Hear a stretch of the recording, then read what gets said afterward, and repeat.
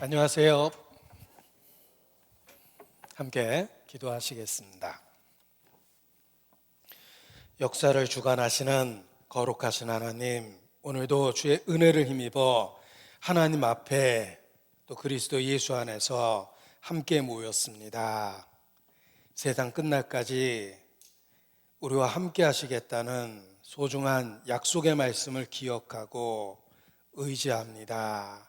이 시간 오직 함께 하시는 성령께서 친히 주관하시고 살아계신 하나님의 영광만을 나타내 주시기를 주님께 간구합니다.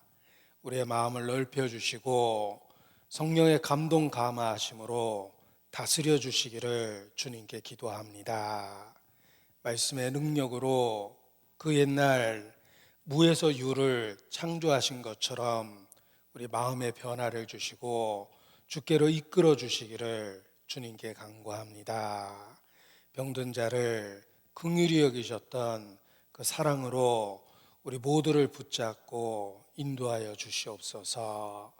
말씀을 대언하는 부족한 사람의 입술도 주관해 주시고 듣는 모든 사람의 마음과 생각을 성령의 능력으로 붙잡아 주시기를 주님께 간구합니다. 우리의 초라함과 연약함을 고백하고 주의 능력과 은혜만을 사모하고 기다립니다. 그리스도 안에서 두루 역사하여 주시옵소서. 주께 의지합니다. 고마우신 우리 구주 예수님 이름으로 기도합니다. 아멘. 네, 성경 로마서 3장 1절 2절 말씀을 찾겠습니다. 신약 성경 로마서 3장 1절 2절입니다.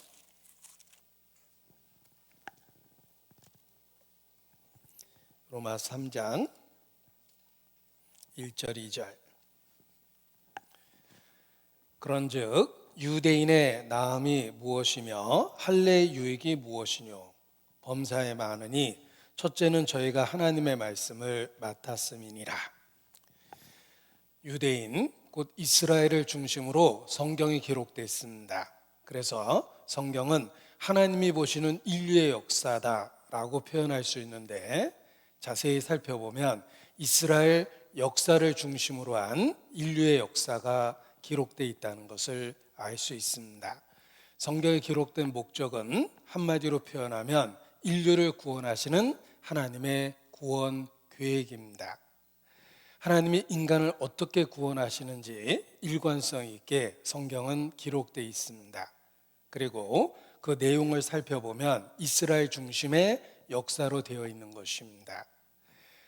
성경을 66권으로 구별해 볼 수 있는데, 내용별로 분류했을 때 학자들은 헵이라는 말로 설명하고 분류합니다. 헵이라는 말은 화면을 통해서 설명을 해드리겠습니다. 헵, 성경을 내용별로 분류했을 때 H는 history, E는 experience, P는 prophecy라는 말의 첫 글자입니다. 역사가 있고 경험이 있고 예언이 있다, 이런 뜻입니다. 성경은 내용별로 과거 역사를 기록한 것이 있고 또 미래의 예언을 주신 것이 있습니다. 그리고 하나님에 대한 개인적인 체험에 대한 기록이 있습니다. 그래서 내용별로 분류했을 때 헵이라는 말로 표현합니다. 성경은 3분의 1 정도가 예언입니다. 왜 많은 부분이 예언으로 기록된 것일까? 그 이유는 예언의 성취를 통해서 성경이 사실이며 하나님이 살아계시다는 것을 입증하고 하나님께서 역사의 주권자라는 것을 우리에게 입증하는 것입니다. 예수께서도 내가 이 일이 이루어지기 전에 너희에게 미리 말한 것은 이 일이 이루어질 때 너희로 믿게 하기 위해서다 라고 말씀하셨습니다. 예언 그리고 성취, 그 뒤에 하나님이 계십니다. 20세기 최고의 설교자라고 평가받았던 빌리 그레함, 그 목사님의 반복되는 메시지가 있습니다. 한 손에 성경을 들고 또 한 손에 조간신문을 들으라. 라는 설교가 있습니다. 이 조간신문에 나타난 사건 사고가 성경에 예언되어 있다는 것입니다. 예언 그리고 성취. 너희가 나를 여호와인 줄 알리라. 성경의 3분의 1이 예언이라는 말은 믿을 수 있는 확실한 증거를 주신 것입니다. 추상적이거나 모호하지 않고 아주 구체적인 예언을 주셨습니다. 맥스웰 코워드라는 학자에 의하면 신의 예언이라는 진정성은 반드시 세 가지 조건이 있다라는 표현을 썼습니다. 공감할 수 있는 표현인데 짧게 소개하면 첫 번째는 신의 예언이 되기 위해서는 충분한 예보 기간이 있어야 된다. 두 번째는 구체적인 예언이어야 한다. 애매하거나 모호하면 안 됩니다.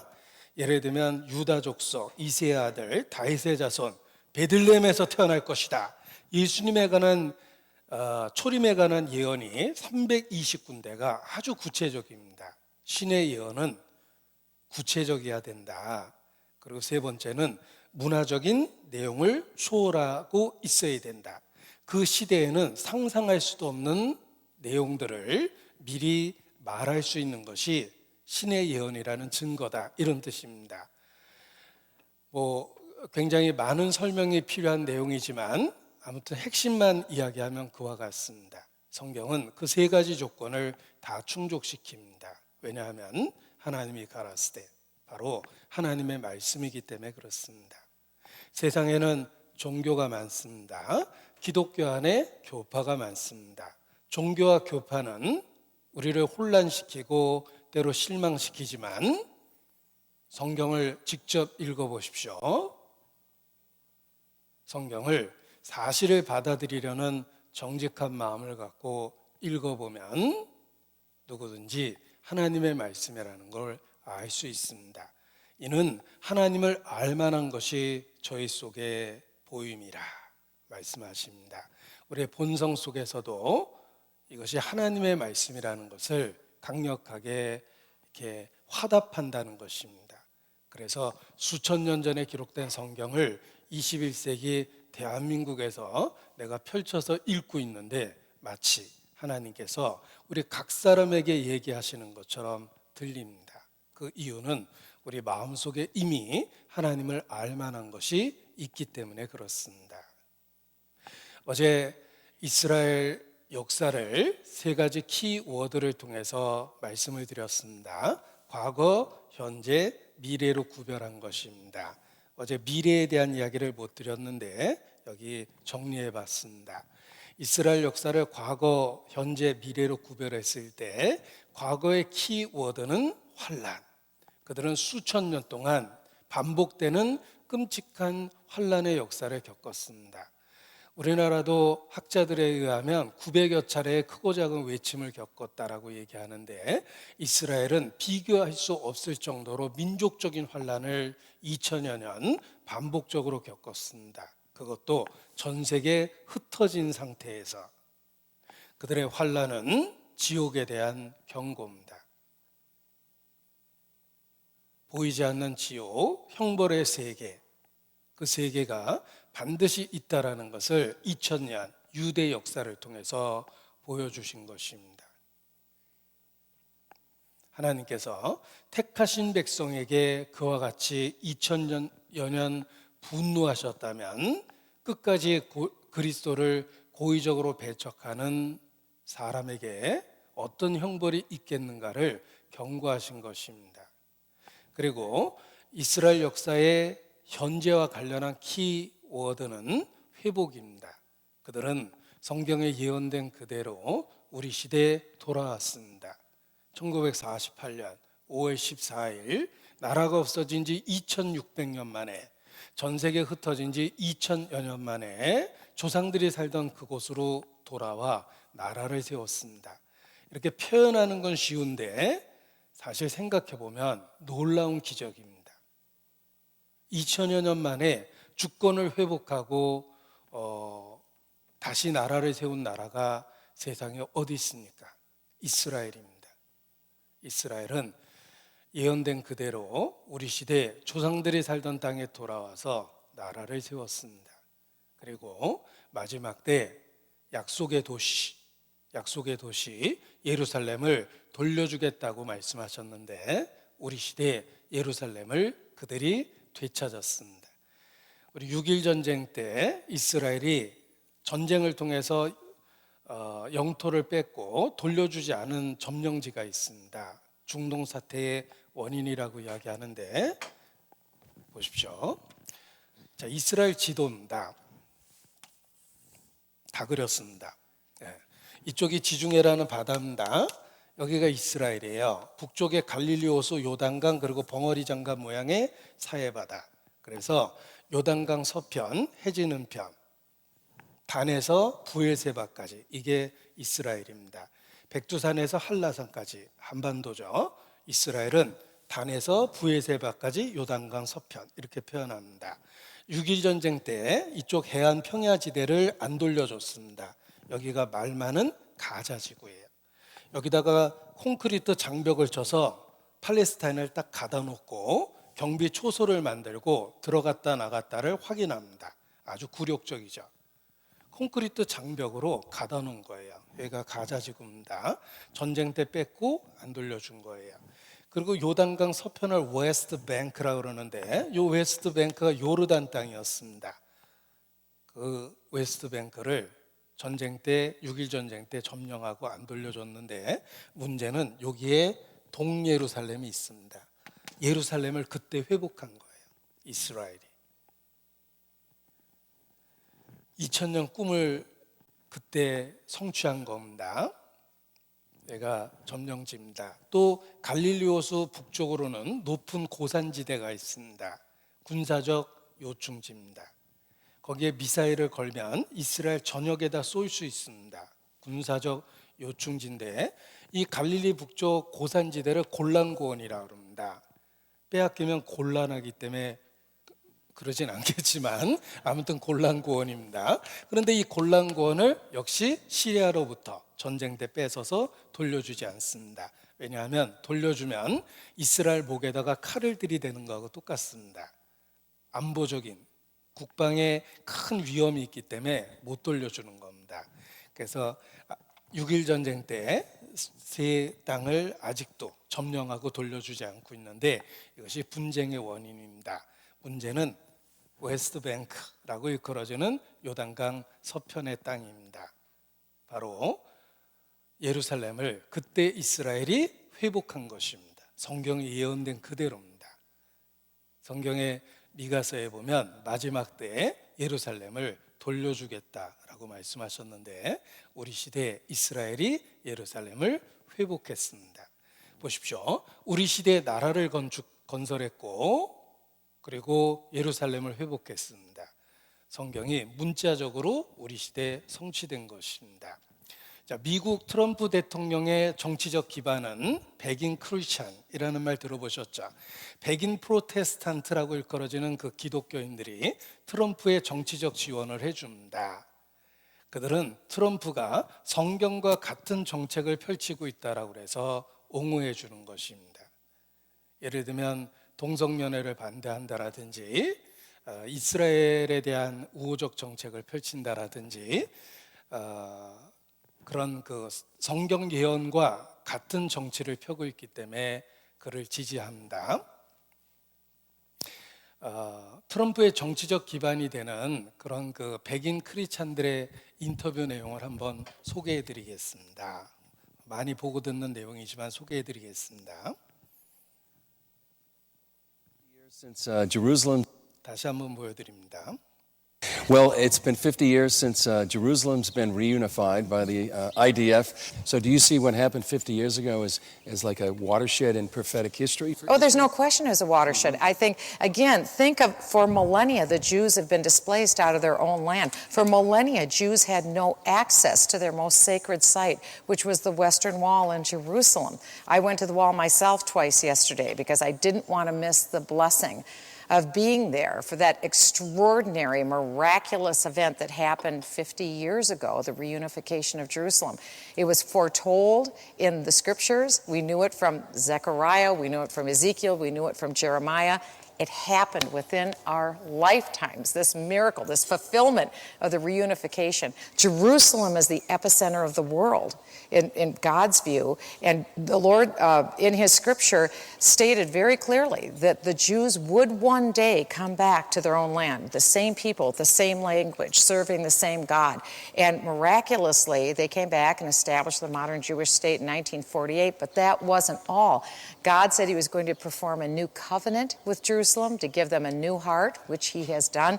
And also, he said he was going to bring Jerusalem back, reunified, which 자, 지금 우리가 이야기한 것과 같은 내용입니다. 우리 시대에 예언이 성취됐다는 것입니다. 이스라엘, 그들이 돌아왔고 예루살렘을 되찾았습니다.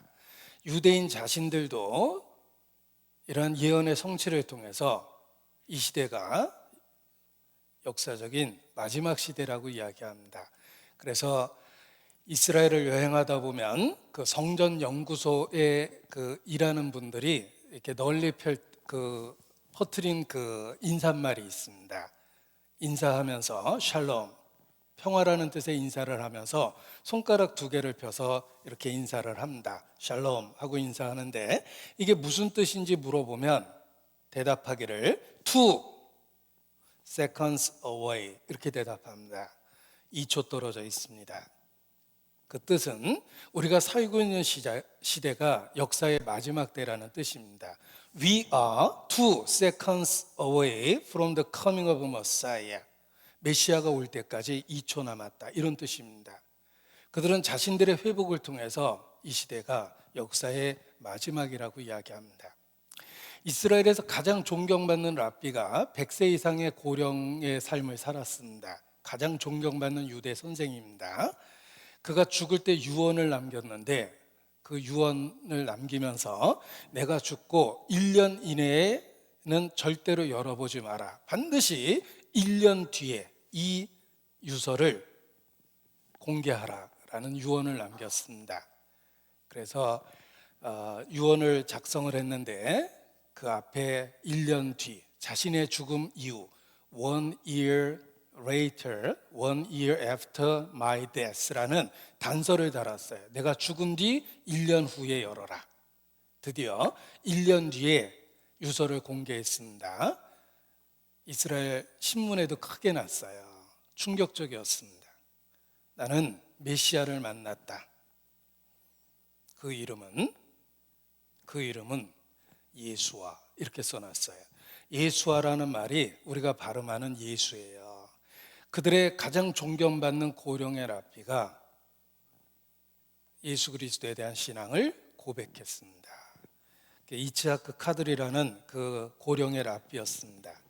이츠하크 카드리가 100세 이상의 수를 누렸는데 자신의 유언을 통해서 메시아의 이름을, 자신이 만난 메시아의 이름을 공개했는데 놀랍게도 그들이 그렇게 싫어하는 예수 이렇게 써놓은 겁니다. 충격적이죠. 이스라엘은 자신들이 살고 있는 이 시대가 마지막 시대라고 이야기합니다. 왜냐하면 성경에 끝날에 내 백성이 회복될 거라고 이렇게 말씀하셨기 때문입니다. 자, 유대인들을 인터뷰한 내용을 보여드리도록 하겠습니다. 유대인들을 인터뷰한 내용입니다. Our people restoration of Israel in this land is prophetic, is according to the timetable. 영상에서도 언급됐지만 유대인 중에 예수 믿는 사람은 지극히 소수였습니다. 미국 같은 데 여행하다 보면 유대인 중에 예수 믿는 사람들이 자기와 같은 동족을 전도하기 위해서 노력을 합니다. 티셔츠 입고 다니는데 Jews for Jesus라는 예수를 믿는 유대인이라는 티셔츠를 입고 다니는데 이스라엘 안에 예수 믿는 유대인들이 항상 통계학적으로 500여 명이 안 됐습니다. 그런데 우리 시대에 와서 사회적인 엄청난 반대를 받음에도 불구하고 우리 시대에 와서 갑자기 1만 5천 명 정도로 늘어났습니다. 그런 일이 없습니다. 우리 시대에 일어난 일입니다. 우리 시대가 성경적인 마지막 시대이기 때문에 그렇습니다. 자, 그렇다면 앞으로 이스라엘이 어떻게 될까? 미래와 관련한 키워드는 전쟁입니다. 마지막 전쟁이 중동에서 일어납니다. 인류 역사가 시작한 그곳에서 마지막 전쟁이 일어납니다. 마지막 전쟁은 공산주의 민주주의의 싸움이 아니라 이스라엘에서 일어나는 전쟁입니다. 우리 시대에 그 전문가들은 세계적인 전쟁이 일어날 수 있는 지역은 두 군데라고 이야기합니다. 하나는 중동, 아랍과 이스라엘 사이의 그 갈등이 세계적인 분쟁의 원인이 될 거다. 또 하나는 대한민국입니다. 가장 호전적인 나라와 대한민국이 대치 상태에 있기 때문에 그렇습니다. 그래서 학자들은 지금 현재 세계적인 전쟁이 일어날 수 있는 지역은 두 군데라고 이야기하는데, 성경을 보면 마지막 전쟁은 중동에서 일어납니다. 할렐루야. 대한민국은 아니라는 거죠. 우리가 국지적인 전쟁은 할 수 있을지 몰라도 세계가 휘말리는 그런 전쟁은 한반도에서 일어나지 않는다는 것입니다. 중동에서 일어납니다. 자, 성경 2500여 년 전에 마지막 전쟁이 예언되어 있습니다. 놀랍게도 이스라엘의 가장 북쪽에 있는 나라가 쳐들어온다고 예언했는데 나라 이름이 예언되어 있습니다. 지정학적으로 이스라엘 지도를 놓고 가장 북쪽을 보십시오. 가장 북쪽은 러시아예요. 러시아 북쪽으로는 북극해라고 해서 바다예요. 나라가 없습니다. 이스라엘 가장 북쪽에서 쳐들어오는 나라 이름이 성경에 2500여 년 전에 예언되어 있었습니다. 러시아라고. 역사를 배워보면 1917년 볼셰비키 혁명이 일어났고 그 전에는 러시아는 농업국가였으며 에스겔이 성경을 기록했던 그 시대에는 그 나라는 존재하지도 않았습니다. 그런데 우리 시대에 있는 러시아를 2500여 년 전에 언급했습니다. 성경에 그 페르시아의 첫 번째 왕 고레스에 대한 이름이 그가 태어나기 몇백 년 전에 예언되어 있었습니다. 하나님은 고레스 대왕이 태어나기 전에 그의 이름을 미리 예언하셨습니다. 더 놀라운 건 2500년 전에 이스라엘과 전쟁을 일으키는 러시아를 이미 언급하셨다는 것입니다. 게다가 전쟁의 원인이 경제적인 이유라고 이야기합니다. 이스라엘의 뭐가 경제적으로 탐나서 전쟁을 일으킬까? 사람들은 이해할 수 없었는데 우리 시대를 보십시오. 이스라엘에 2004년부터 석유가 발견됐는데 매장량이 사우디아라비아에 이어 세계 2위며 계속되는 발견을 통해서 세계 1위가 돼버렸습니다. 기반 시설을 갖췄고 이스트메드라고 그래가지고 유럽으로 있는 송유관 건설을 했습니다. 보십시오. 러시아는 천연가스를 팔아서 먹고 살았습니다. 산유국입니다. 유럽에다 팔아서 먹고 살았고 정치적인 문제로 자주 송유관을 잠갔어요. 그래서 여러 차례 석유 공급이 중단돼서 유럽을 위기로 빠뜨렸습니다. 그런데 이제는 그런 일 못합니다. 왜냐하면 또 다른 공급원이 생겼습니다. 놀랍게도 그것이 이스라엘이라는 거예요. 결국은 러시아 입장에서는 전쟁을 일으키지 않을 수가 없습니다. 성경에 예언된 그대로 경제적인 이유 때문에 중동에서 전쟁이 일어납니다. 지금 보여드릴 성경은 2500년 전에 예언된 성경입니다. 보십시오. 에스겔 38장, 굉장히 유명한 성경입니다. 로스와 메색 두 바람 고가 너를 돌이켜 갈고리로 내 아가리를 꿰어 끌어내리는데 그들과 함께한 바 방패와 투구를 갖춘 바사와 구스와 붓과 고멜과 그 모든 때와 극한 북방의 도갈마 족속과 그 모든 때 곧 많은 백성의 무리를 너와 함께 끌어내리라. 나라 이름이 언급되어 있습니다. 로스는 러시아의 어원이며 메색은 모스코바의 어원입니다. 두발은 두볼스크라는 지역의 옛날 이름이에요. 지금의 러시아입니다. 그 러시아가 5나라를 데리고 쳐들어오는데 바사, 영어로 읽으면 페르시아, 1935년도 이란으로 개칭했습니다. 구스, 영어로 이디오피아, 붓, 영어로 리비아, 고멜과 도알마 족속은 터키에 있는 지역입니다. 다 회교 국가예요. 이런 나라를 데리고 전쟁을 일으키는데 여러 날 후 곧 말년에 내가 명령을 받고 그 땅 오래 황무하였던 이스라엘 산에 이르리니 그 땅 백성은 칼을 벗어나서 열국에서부터 모여들어오며 이방에서부터 나와서 다 평안히 거하는 중이라. 이거 여러 번 반복해서 읽어보면 바로 우리 시대입니다. 물건을 겁탈하며 노력하리라. 세상 중앙에 거하는 백성을 치고자 할 것이다. 세상 중앙, 지중해 이스라엘입니다. 딱 세상 중앙에 있습니다. 아프리카와 아시아와 유럽을 이어주는 통로, 그 한복판에 이스라엘이 있습니다. 세상 중앙에 있는 이스라엘을 치러 내려오는데 고토 극한 북방에서 로스, 메색, 두발이란 나라가, 게다가 주변에 있는 이슬람 국가들을 데리고 전쟁을 일으킵니다. 자, 이게 중동 지역입니다. 여기 녹색으로 표현한 것은 이슬람 국가예요. 이스라엘은 정말 슬픈 나라죠. 완전히 이슬람 국가에 의해서 포위되어 있어요.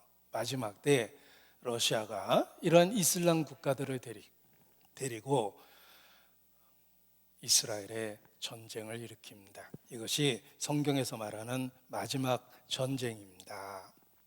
아주 구체적으로 기록되어 있는데 보십시오.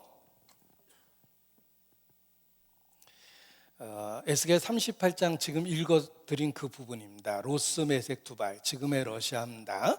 로스, 메색, 두발이 대장이 돼서 쳐들어오는데 같이 쳐들어오는 나라 5이 있죠. 바사, 구스, 붓, 고멜, 도갈마 족속, 페르시아, 이디오피아, 리비아, 이런 나라들입니다. 그리고 터키 지역입니다. 그걸 어떻게 할 수 있냐면 너는 그들의 대장이 되라. 그 러시아가 대장이 돼서 쳐들어옵니다. 다 평화를 거하는 그때 전쟁을 일으키는데, 자, 러시아와 이란이 군사적으로 돕고 있는 시리아, 이란이 페르시아, 1935년도 개칭했습니다. 미국의 동맹인 이스라엘에게 총구를 돌리고 있는 시리아와 이란, 공격을 당할 바에는 차라리 시리아 정부군에게 선제 공격을 하겠다고 그랬습니다. 러시아가 발끈했죠. 누구든지 먼저 공격하면 우리는 반대편 나라에 서겠다, 이렇게 선언을 했어요.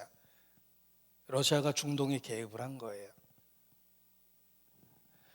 미국은 우리나라한테 무기 팔아먹습니다. 러시아는 무기 팔 데가 없어요. 군수산업으로 돼 있는데. 그래서 중동에다 발을 들여다 놓고 중동에다 무기를 팔아먹습니다. 그래서 자주 끼어드는 거예요. 먼저 전쟁 일으키면 우리는 반대편에 서겠다, 이렇게 러시아가 항상 협박합니다. 고가 마곡의 땅인데 여기가 러시아입니다. 마곡 군대의 동맹국인 바사와 구스, 북, 고멜과 도갈마 족속은 지금의 다 회교 국가들인데 그 중에 고멜과 바사는 지금의 이란이죠. 구스, 붓, 이와 같은 주변에 있는 아랍 국가들입니다. 그런데 고멜과 도갈마는 오늘날 터키 지역에 살고 있는 사람들이라고 요세푸스라는 역사학자는 자세히 기록을 했습니다. 그런데 이 터키가 친미 국가였는데 구테타를 미국이 지원하다가 원수가 돼버렸어요. 그래서 이 터키 대통령은 친러시아가 돼버렸습니다. 우리 시대. 그리고 반이스라엘 정책을 펴니다. 예루살렘은 팔레스타인의 수도다. 터키 대통령 강력 지지하고 반이스라엘 정책을 펴니다. 자, 우리나라는 어떨까요? 우리나라는 친이스라엘일까요? 반이스라엘일까요?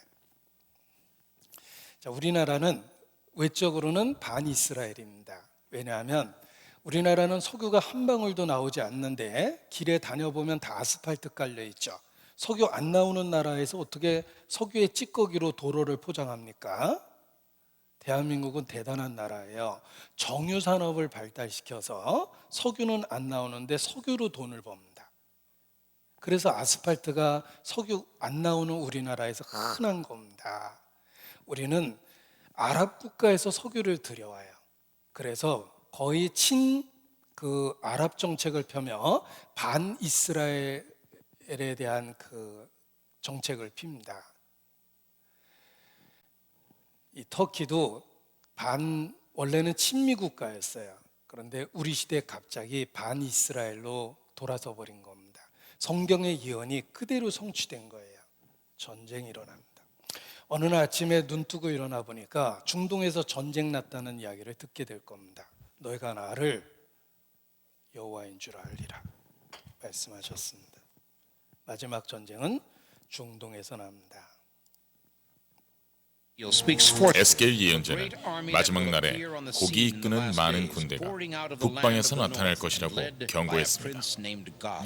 대부분의 학자들은 이 침략군이 러시아가 이끄는 연합군이라는 데 의견을 같이 하고 있습니다. 고대 매색은 오늘날의 모스크바를 이르고 고대의 두발은 오늘날의 토볼스크를 말합니다. 에스겔 예언자는 오늘날의 이란인 페르시아와 리비아, 에티오피아도 참전하며 마지막에 이스라엘의 멸절을 꾀한다고도 경고했습니다. 우리 시대를 본 것처럼 예언하셨습니다. 마지막 전쟁이 일어납니다. 보십시오.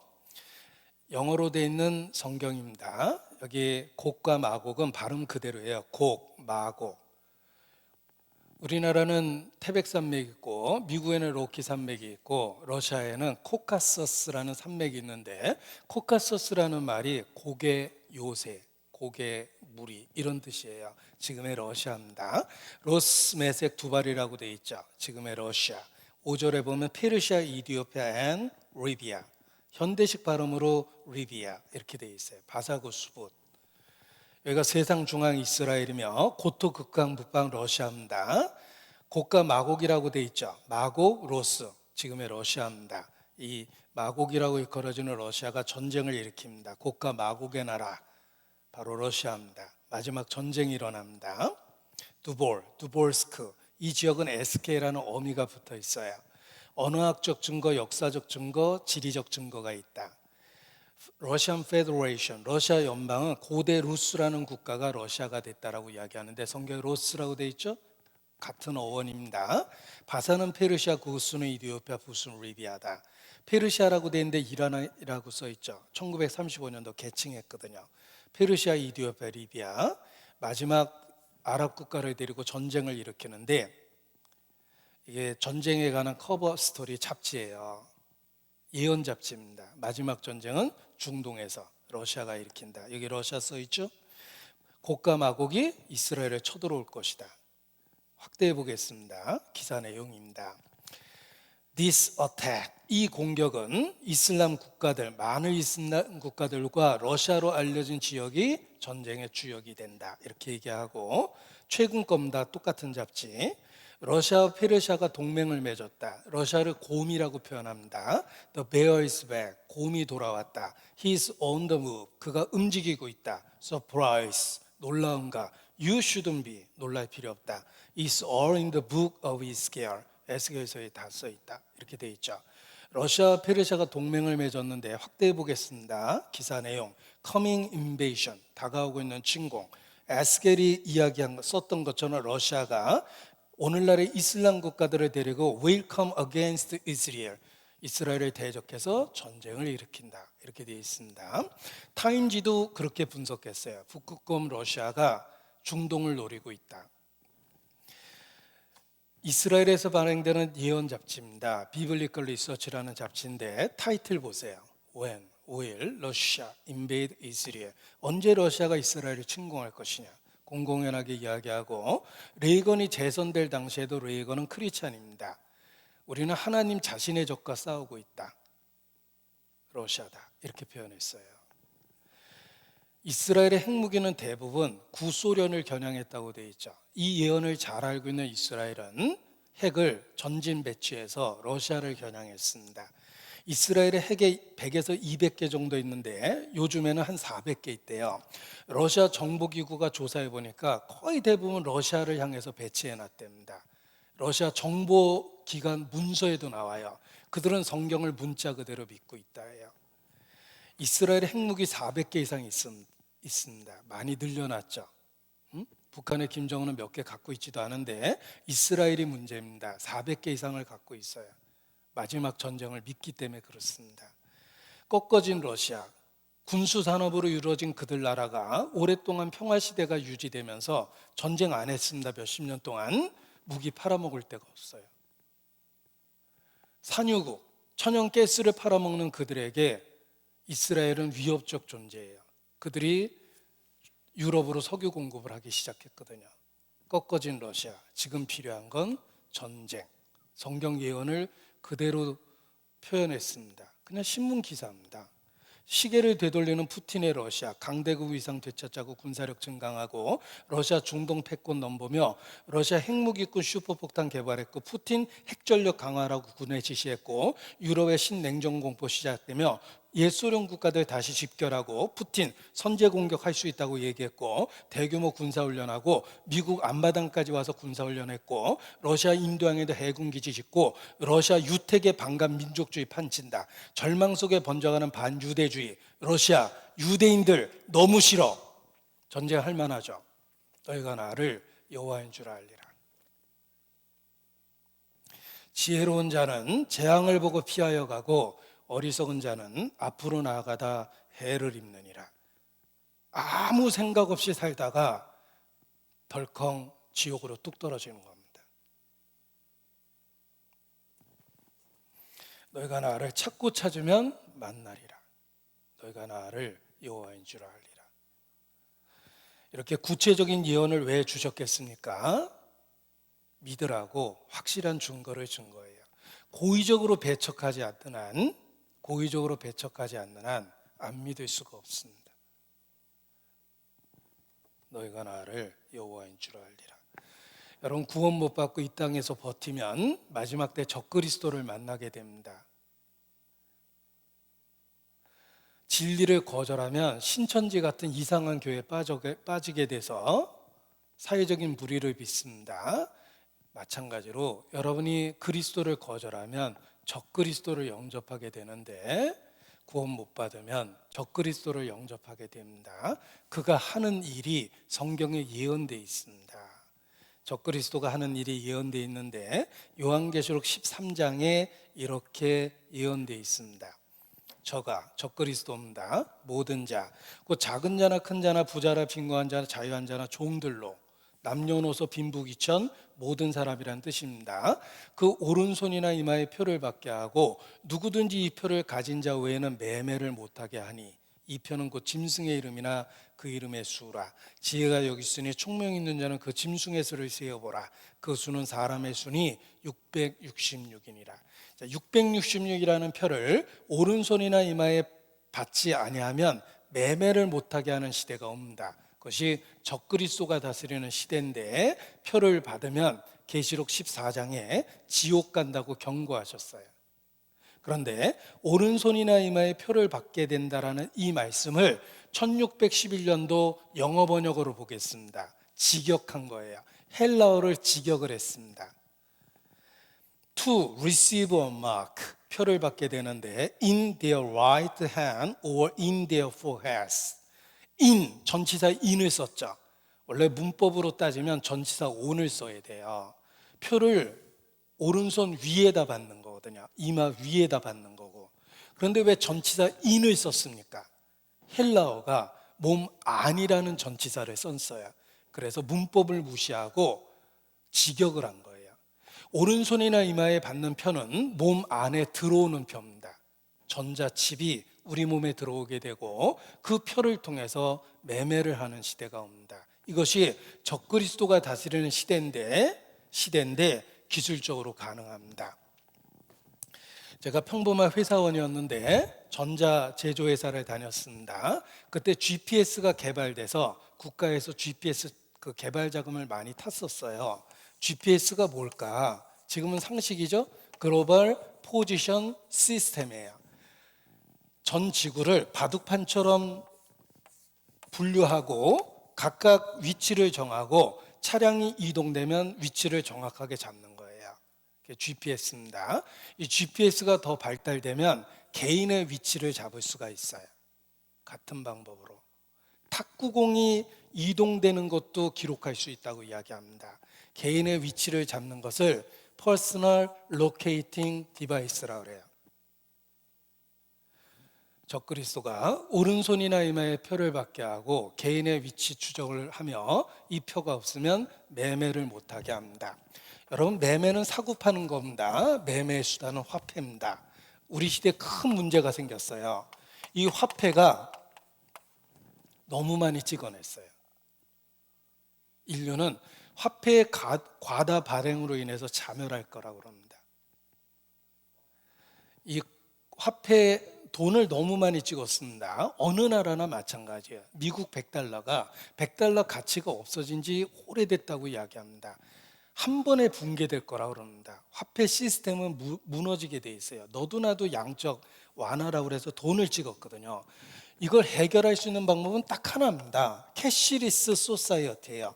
현금 없는 사회를 만들어야 돼요. 그러면 현금 없이 어떻게 사고 팔 수 있는가? 지금은 카드 쓰죠. 대체 거래라고 그럽니다. 이 카드를 신분증과 결합하는 거예요. 그것을 보십시오.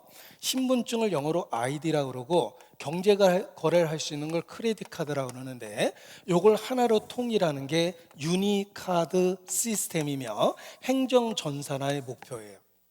행정전산화가 처음 시작했을 때 하나의 카드로 신분증과 경제 거래를 할 수 있게 하겠다예요. 그래서 대체 거래를 늘리는 거예요. 그런데 카드는 분실이나 도난되기 쉽습니다. 해결할 수 있는 방법이 있어요. 직접 몸에다가 표를 받는 겁니다. 어디다 받습니까? 오른손이나 이마에요. 우리 시대가 그렇습니다. 여러분, 화폐가 한 번에 없어질 수 있습니다. 요즘에 코로나 바이러스 확산에 의해서 사회적인 큰 문제가 있습니다.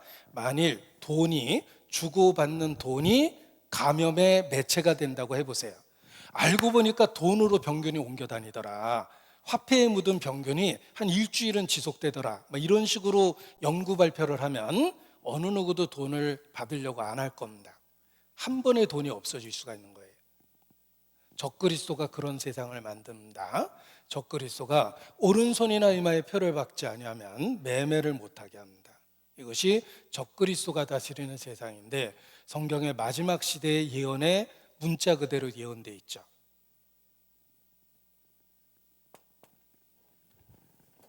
보십시오. 카드 종류 많습니다. 분실 도난 시에는 큰일 나요. 쉽게 위조가 가능해요. 1초면 그대로 복사해낼 수 있어요. 기계로. 제일 어리석은 사람은 계산하라고 카드 주는 거예요. 그 앞에서 원래 계산하는 거 보셔야 되는데 갖고 가면 1초면 복사가 돼버립니다. 이렇게 많은 신분증명 및 결제 거래할 수 있는 걸 하나의 카드로 통합합니다. 카드 한 장으로 만사 해결하는데 이 카드를 작은 칩에 의해서 몸에 집어넣을 수 있다는 거예요. 지금 우리가 갖고 있는 카드도 비접촉식 카드라고 해서 작은 칩이 들어있어요. 그러니까 삽입하지 않고 카드를 읽잖아요. 근데 이 작은 칩을 몸에다가 직접 넣는 것인데 지금까지 개발된 것은 쌀알 만한 크기입니다. 이 쌀알 만한 크기가 좀 부담이 되실 거예요. 그런데 우리 시대에는 그 칩을 더 줄여놨어요. 이게 G로인데 이 G로 마크를 잘 보면은 동그라미 3개가 아니에요. 666이에요. 컴퓨터 처리된다는 뜻입니다. 왜 G로 마크가 666일까? 컴퓨터는 0에서부터 9짜리까지 숫자를 갖고 정보 처리를 하는데 이걸 3단위로 끊어서 정보 처리를 합니다. 3단위로 끊었을 때 가운데 있는 숫자들 중에 약수가 제일 많은 숫자가 6자예요. 6자를 기준선으로 사용하면 많은 정보를 오류 없이 사용할 수가 있어요. 그래서 UPC 바코드가 이렇게 생겼어요. 우리나라에서 사용하는 유니버셜 프로덕트 코드라 해서 UPC 바코드입니다.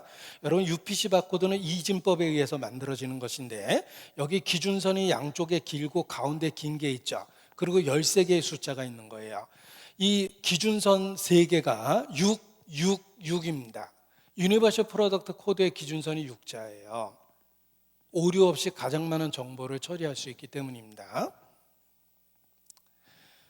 이걸 오른손이나 이마에 받게 하는 것입니다. 수감자에게 바코드 붙여 동태 감시하겠다. 인간 바코드 시대 활짝 열린다. Feel like a number. 번호 받고 싶지 않으세요? 미국 홍보 표어입니다. 왜냐하면 이 Feel like a number라는 표어가 왜 유행하냐면 테러 때문에 그래요. 이제는 이웃이 적인 시대가 왔어요. 내 이웃에 테러리스트가 살 수 있습니다. 국가가 어떻게 국민을 보호합니까? 국가는 당신의 이웃에 누가 살고 있는지 알고 있어야 된다라는 이유로 전 국민의 신분증명을 전자로 하겠다라는 것입니다. 전자식으로. 가장 확실한 신분증은 뭡니다? 쉽게 뚫리는 지문 인식 보안 시급하다. 지문도 뚫리고 홍채 인식도 뚫립니다. 다 해킹이 가능하다는 거예요. 결국은 전자칩을 몸에다 받지 않는 한 해결할 방법이 없습니다. 적그리스도가 이 전자칩을 몸에다 받게 합니다. 미국 정보기관의 연구에 따르면 중함이 뭐죠? 피부의 온도 변화에 따라 재충전되는 배터리를 내장한 반도체를 이식하게 한 위치는 이마와 손등이라고 한다. 오른손이나 이마, 성경하고 똑같습니다. 이거 교과서예요. 아이들 교과서예요. 미래의 화폐. 미래의 화폐는 여기 나오죠? 이마나 손에 전자칩을 달거나 표시해 놓고 처리한다. 성경하고 똑같습니다. 우리가 살고 있는 시대가 그렇습니다. 적그리스도가 나타날 수 있는 시대예요. 너희가 나를 여호와인 줄 알리라. 우리는 짧은 시간 성경을 배웠습니다. 더 많은 시간 투자해 보세요.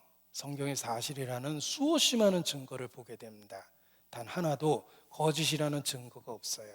성경은 처음부터 하나님 말씀이었기 때문에 그렇습니다. 여러분, 성경의 사실성을 확률로 계산하면 몇 퍼센트일까요? 100%. 한 번도 틀린 적이 없기 때문입니다. 내일은 해가 동쪽에서 뜰 겁니다. 이루어질 가능성 100%예요. 인류 역사 속에서 한 번도 동쪽 아닌 곳에서 뜬 곳이 없어요. 성경이 사실일 가능성은 100%예요. 왜? 한 번도 틀린 적이 없기 때문입니다. 사실 정직히 말하면 증거가 부족해서 안 믿는 사람 없습니다. 솔직히 믿기 싫어서 안 믿는 거예요. 그 마음속에 하나님 두기를 싫어하며 하나님께서 그 상실한 마음대로 내어버려 두사 합당치 못한 일을 하게 하셨으니 지옥 가는 이유는 고의적으로 안 믿는 거예요. 못 들은 척한 거예요. 거짓말은 쉽게 믿었는데 진리니까 오히려 거절한 거예요. 그래서 용서 못 받는 겁니다. 하나님의 인자하심이 너를 인도하여 회개케 하심을 내가 알지 못하여 내 고집과 회개치 아니하는 마음을 따라 진노의 날에 임할 심판의 날에 임할 진노를 내 머리 위에 쌓았도다. 지옥 가는 이유가 고집이다. 이렇게 얘기합니다. 그 고집 때문에 망하는 거예요. 지옥 가도 영원히 할 말이 없을 거예요. 자기 자신이 가장 저주스러울 겁니다. 얕은 지식, 파편적인 지식, 부분적인 지식, 편견과 선입관을 갖고 기독교를 조롱했을지 몰라도 지옥 가서 엄청 당황스러울 거예요. 자신이 얼마나 어리석은 결정을 했는지 영원토록 후회하게 될 겁니다. 성경은 사실입니다. 하나님은 살아계십니다.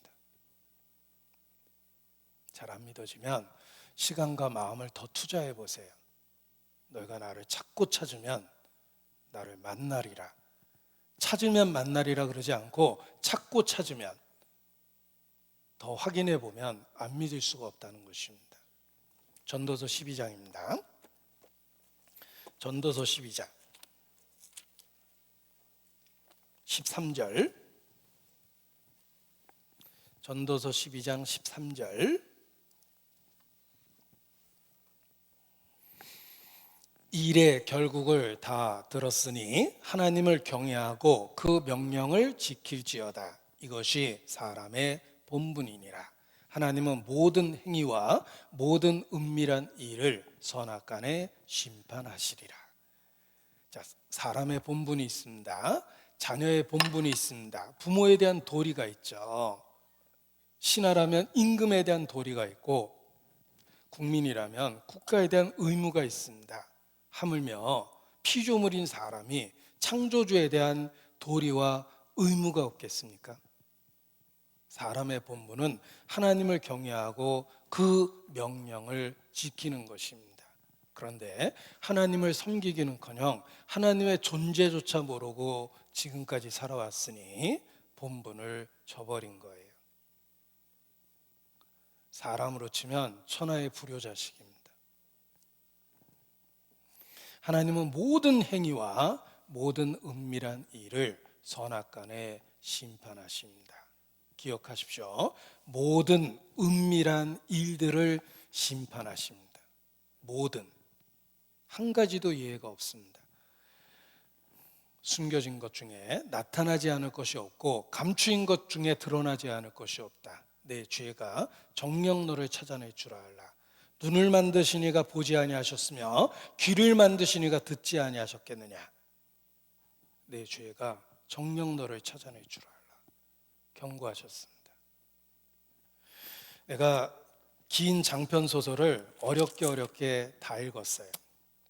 첫 페이지부터 펼쳐서 다시 볼 수 있습니다. 중요한 장면은 반복해서 읽을 수도 있습니다. 우리 인생이 장편 소설이라면 어느 날 인생을 마치고 끝냈습니다.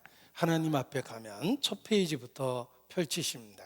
내가 살아온 모든 삶을 들여다보십니다. 어떤 페이지는 찢어버리고 싶겠죠? 내 인생에 있어서는 안 될 일들이 있었어요. 차마 자식에게도 얘기 못하고 남편과 아내에게도 얘기 못했던 부끄러운 일들이 있습니다. 어떤 일은 알려진다면 차라리 죽어버리고 싶은 그런 수치스럽고 부끄러운 일도 있을 겁니다. 그러나 죽음을 건너가면 결국은 하나님 앞에 드러납니다. 만물을 창조하시는 자 눈앞에 벌거벗은 것처럼 드러나리라. 감추이거나 숨길 수가 없는 거예요. 내 죄가 정녕 너를 찾아낼 줄 알라. 우리도 잊혀졌다고 생각했던 옛날들이 한 번에 떠올라서 스스로 부끄럽게 여길 때가 있습니다. 내 어린 시절에 있어서는 안 되는 일들이 있었는데 사느라고 바빠서 다 잊어버렸어요. 그러다가 어느 날 문득 생각이 납니다. 내가 했던 일들이. 하나님의 심판대 앞에 서면 그렇습니다.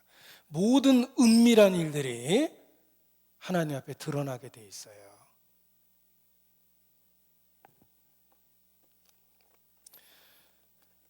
제가 가끔 어린 시절에 이렇게 철없던 시절에 했던 행동이 떠올라서 스스로 부끄러울 때가 있습니다.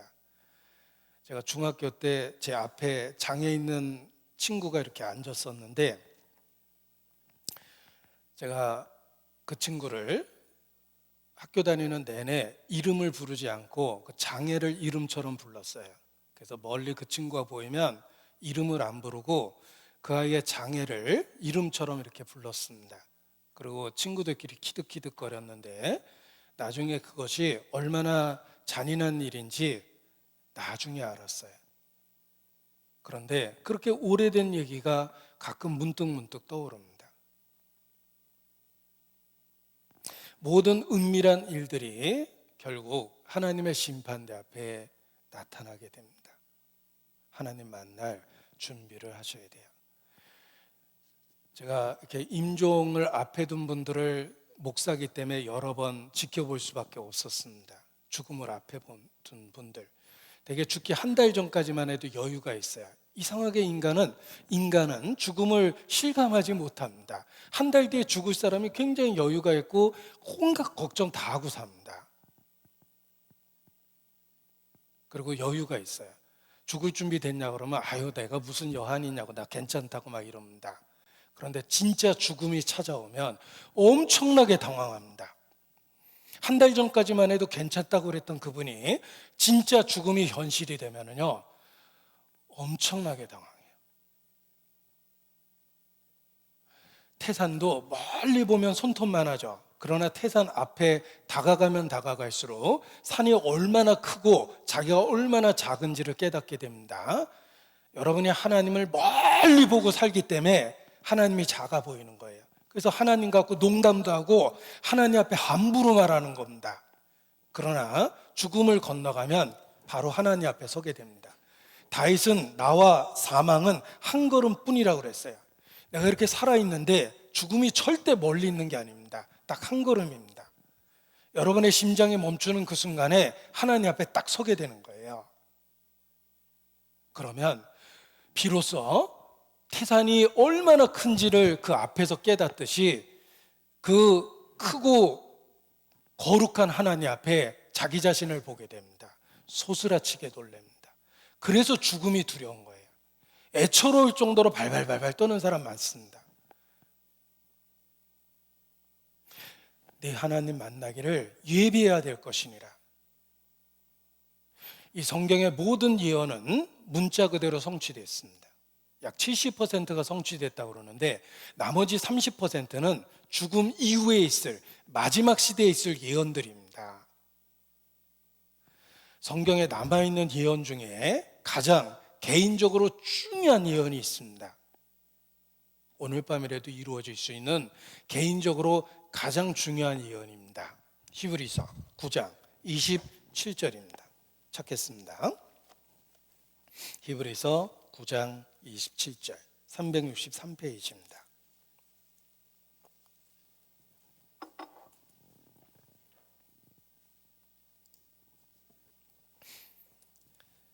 히브리서 9장 27절 한 번 죽는 것은 사람에게 정하신 것이요 그 후에는 심판이 있으리니.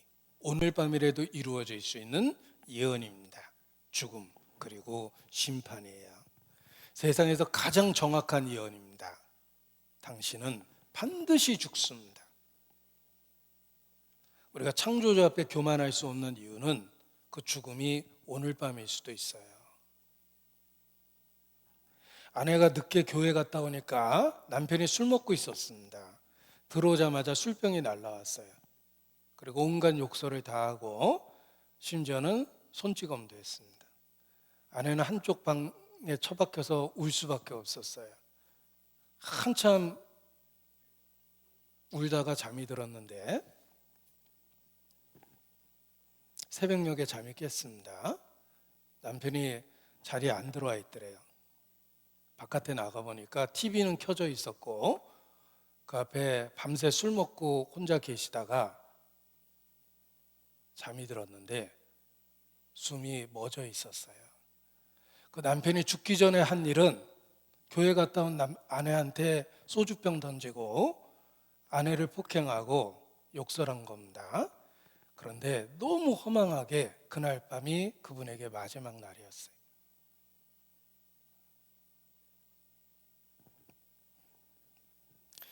자신이 어떤 결정을 했는지를 그날 하나님 앞에 서서 소스라치게 놀랬을 거예요.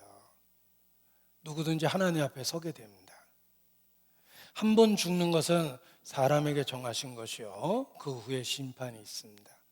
교만할 수 없는 이유는 그 죽음이 오늘 밤일 수도 있다는 거예요. 성경은 경고합니다. 너는 내일 일을 자랑하지 마라. 하루 동안에 무슨 일이 일어날는지 내가 알지 못함이니라.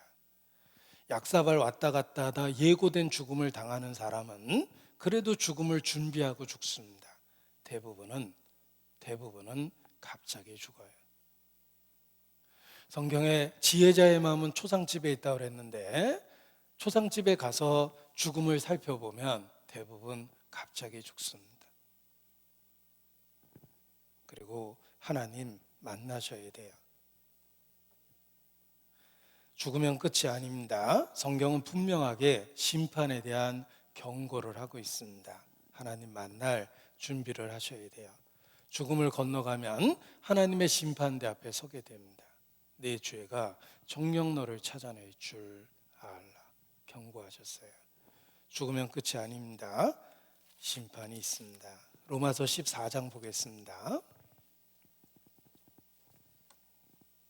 로마서 14장 10절 내가 어찌하여 내 형제를 판단하느뇨 어찌하여 내 형제를 업신여기느뇨 우리가 다 하나님의 심판대 앞에 서리라 기록되었을 때 주께서 가라스 때 내가 살았노니 모든 무릎이 내게 꿇을 것이요 모든 혀가 하나님께 자백하리라 하였느니라.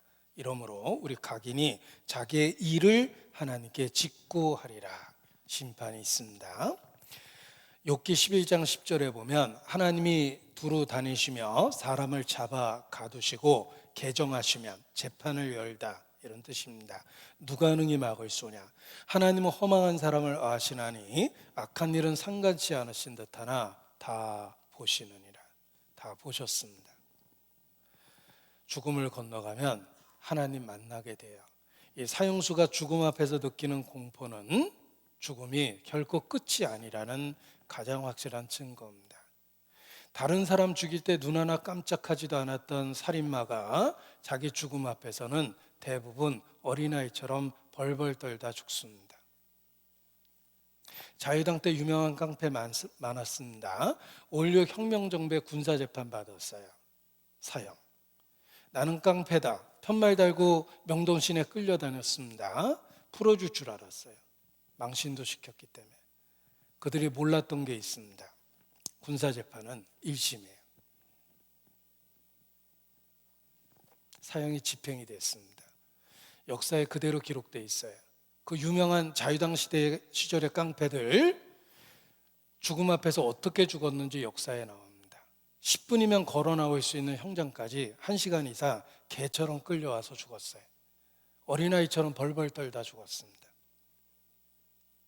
인간은 절대 강하지 않습니다. 내가 처음부터 어른이 아니에요. 핏덩어리가 태어나서 어른이 된 거예요. 내 모습 속에는 그 핏덩어리 어린아이의 모습이 있습니다. 하나님 앞에 그렇습니다.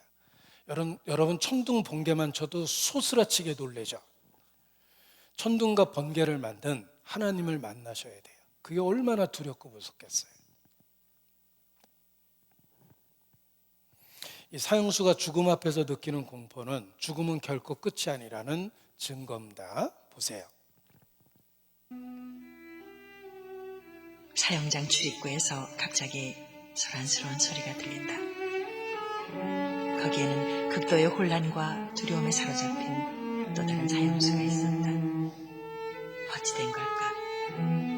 평소 사형수라고 믿기지 않을 정도로 점잖았던 사람들조차 막상 현실과 성큼 다가온 죽음 앞에선 그렇게 초라할 수밖에 없나 보다.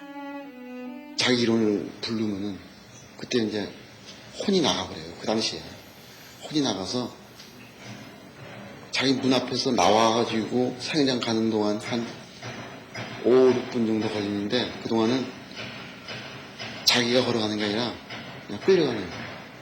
그리고 이미 밧줄을 보는 순간에 혼이 나가버려요. 하고 그냥 놀래는 사람, 주저앉는 사람, 거기다가 오줌을 싸는 사람, 앉아서 저주하고 욕설을 내뱉고. 이 사형수의 공포는 죽음이 결코 끝이 아니라는 증거입니다. 자살을 시도했다가 살아난 사람 통계가 있습니다. 85%가 살아난 걸 기뻐했어요. 높은 곳에서 뛰어내렸습니다. 1, 2초도 안 되는 짧은 순간에 바닥에 쿵 떨어졌는데 전신에 장애가 생겼음에도 불구하고 눈을 뜨는 순간 살아난 걸 기뻐했대요. 상상할 수도 없는 공포감으로 확 빠져들어갔답니다. 죽음이 결코 끝이 아니기 때문에 그렇습니다. 우리 칼 맞은 시체가 있는데 이게 자살일까 타살일까 알 수 있는 가장 쉬운 방법은 주저한 흔적이 있냐 없냐예요. 죽으려고 모진 마음을 먹었지만 심리적으로 사람은 망설이게 돼 있어요. 그 망설임은 영혼의 공포예요. 죽겠다고 모진 마음을 먹었지만 칼이 들어가면 멈추게 돼 있어요. 주저한 흔적이 있습니다. 하나님 앞에 선다라는 게 그렇게 두렵고 무서운 거예요.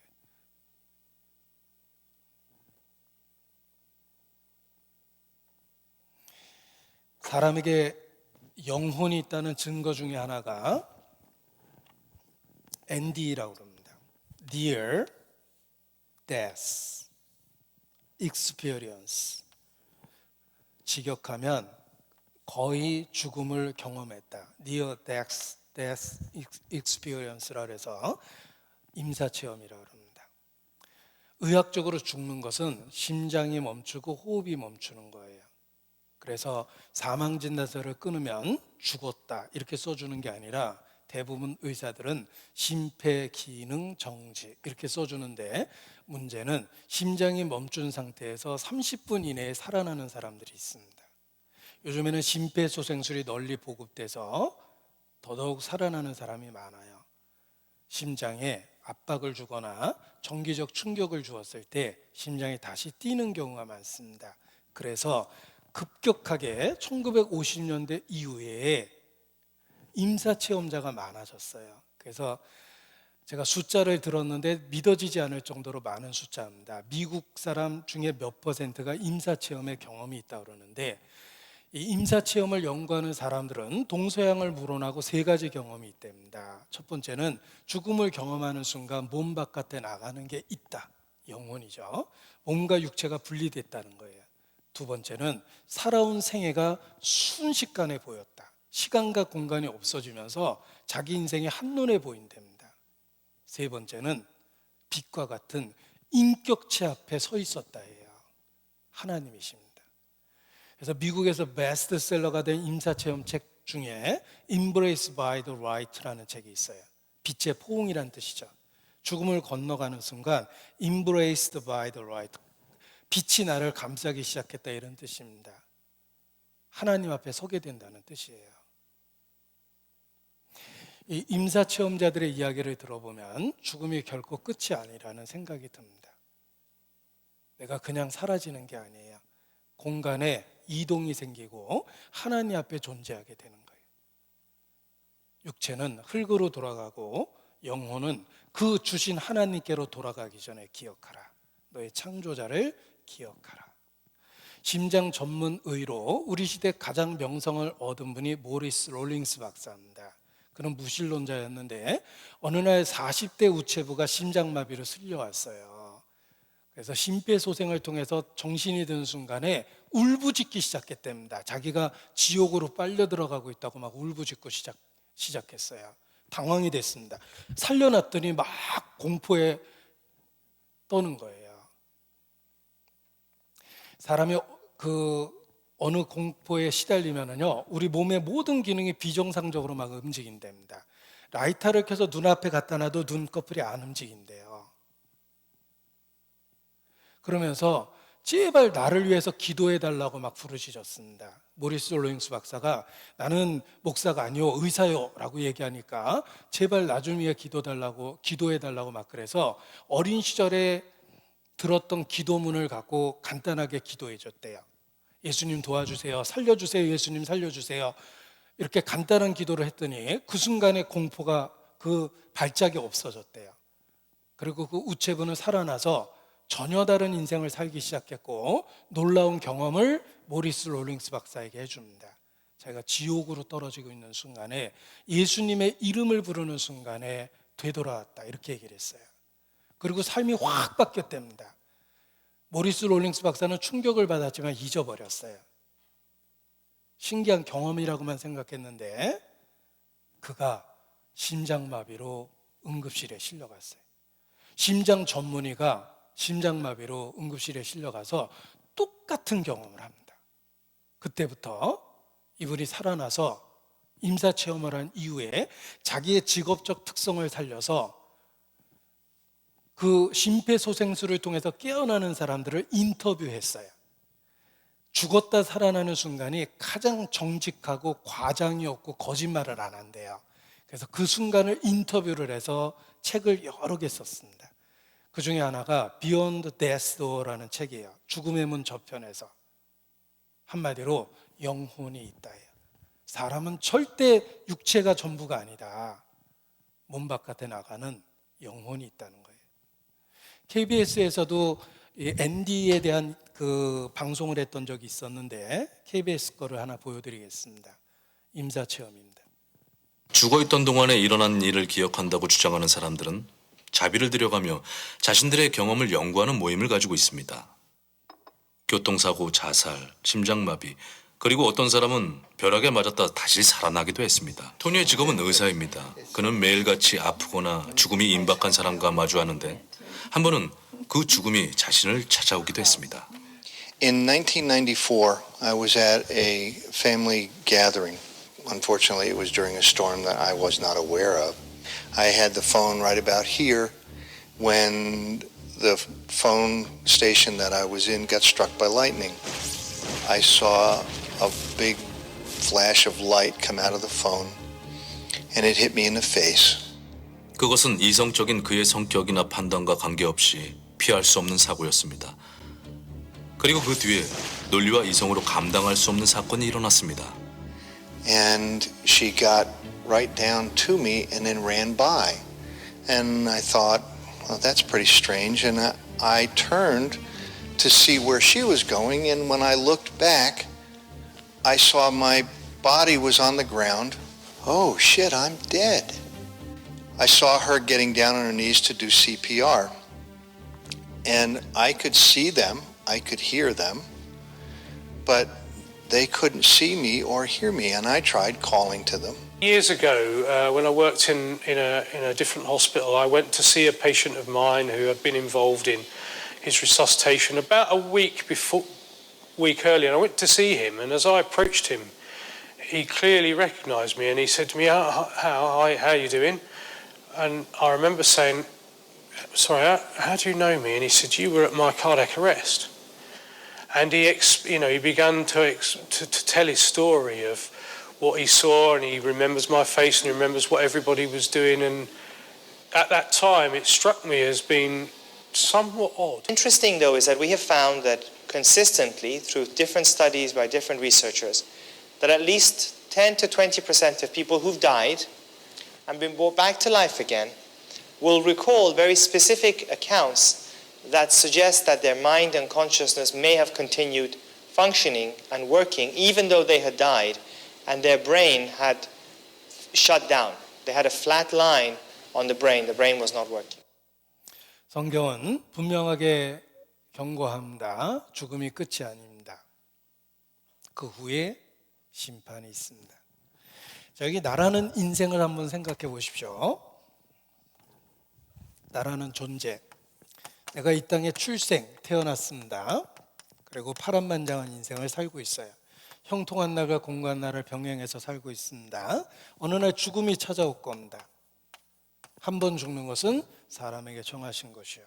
끝이 아닙니다. 그 후에는 심판이 있으리니. 불과 여왕으로 타는 못에 들어가게 될 것이다. 이것이 하나님이 정하신 인생의 운명입니다. 생각해 보십시오. 출생과 관련해서 나의 선택은 없습니다. 솔직히 내가 태어나고 싶어 태어난 게 아니에요. 나의 선택은 없습니다. 그래서 철학자들은 우리는 태어나 버렸다 이렇게 표현하고, 또 우리는 이 세상이라는 무대에 내동댕이 쳐졌다 이렇게 표현합니다. 나의 선택은 없습니다. 출생과 관련해서 나의 선택은 없습니다.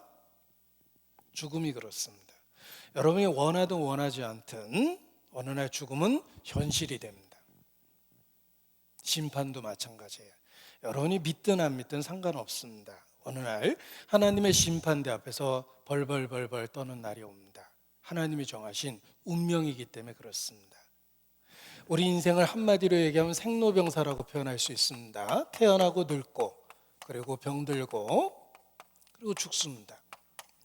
시작은 생이고 끝은 죽음입니다. 중간에 노와 병이 있어요. 내가 지금 나이 들어가고 있습니다. 여기저기 아프시죠? 예전 같지 않죠? 죽는다는 걸 끊임없이 일깨운 거예요.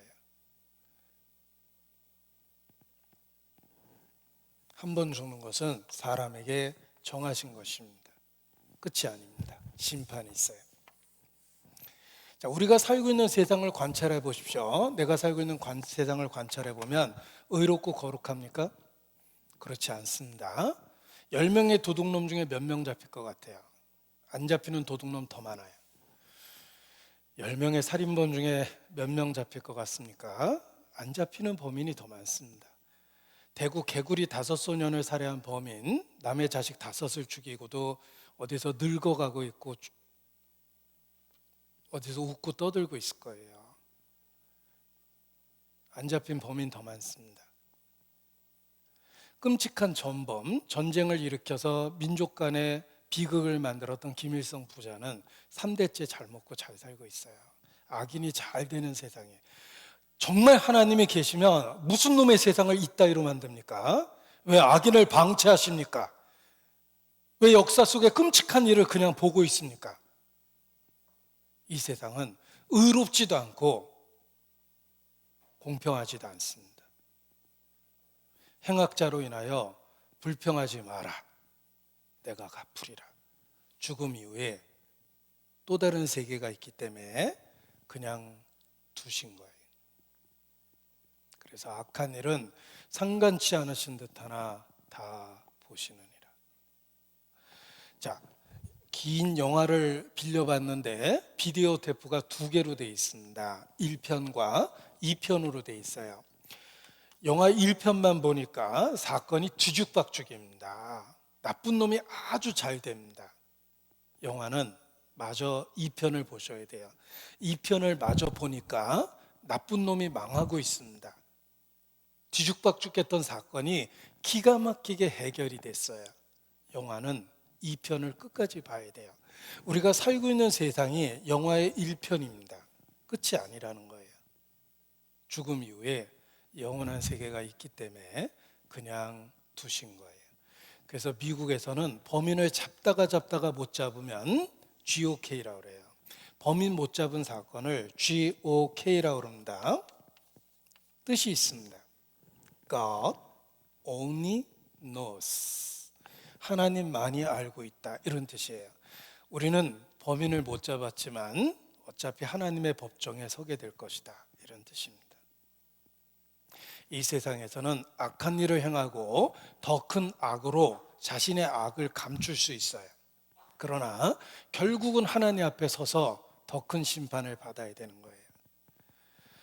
시카고의 밤의 저항 알카포네는 300여 명을 살해한 혐의를 받았습니다. 수단 방법을 가리지 않았던 마피아 두목입니다.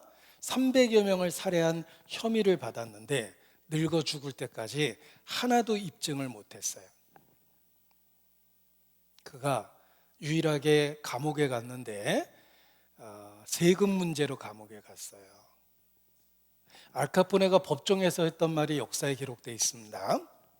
나는 이 나라의 선량한 시민으로서 법과 도덕을 지키고 사회를 위해서 최선의 노력을 다하고 살고 있다. 그런데 이 나라는 나를 범죄자 취급하고 있다. 참 뻔뻔하죠? 마피아 두목이 법정에서 한 말이에요. 그때는 그게 통했습니다. 한 가지도 입증이 못 됐어요. 300여 명을 살해한 혐의를 받았음에도 불구하고. 이 세상에서는 잘 피해서 갈 수 있을지 몰라도 하나님의 법정에 서게 됩니다. 그리고 자신이 지었던 죄, 자신의 지었던 죄를 덮으려고 지었던 또 다른 죄까지 해서 영원한 형벌을 받게 됩니다. 차라리 태어나지 않는 것이 제게는 좋을 뻔했느니라. 형벌의 세계가 있습니다. 불과 유황으로 타는 못에 들어가리라. 성경에는 지옥에 대한 분명한 언급이 22번이 있습니다. 그 중에 예수님이 14번을 얘기하셨어요. 하나님이 22번 거짓말했다고 생각하세요? 예수님이 14번 거짓말했다고 생각하십니까? 하나님이 할 수 없는 것은 거짓말이에요. 하나님은 사실이 아닌 걸 사실이라고 얘기할 수 없고 과장하거나 그러질 못해요. 하나님은 거짓이 없으신 하나님이에요. 그분이 22번이나 경고했어요. 형벌의 세계가 있다. 행한 대로 갚으리라. 죽음 이후에 심판이 있습니다. 여러분, 형벌의 세계가 있다는 증거가 있습니다. 살면서 슬플 때 정말 많죠.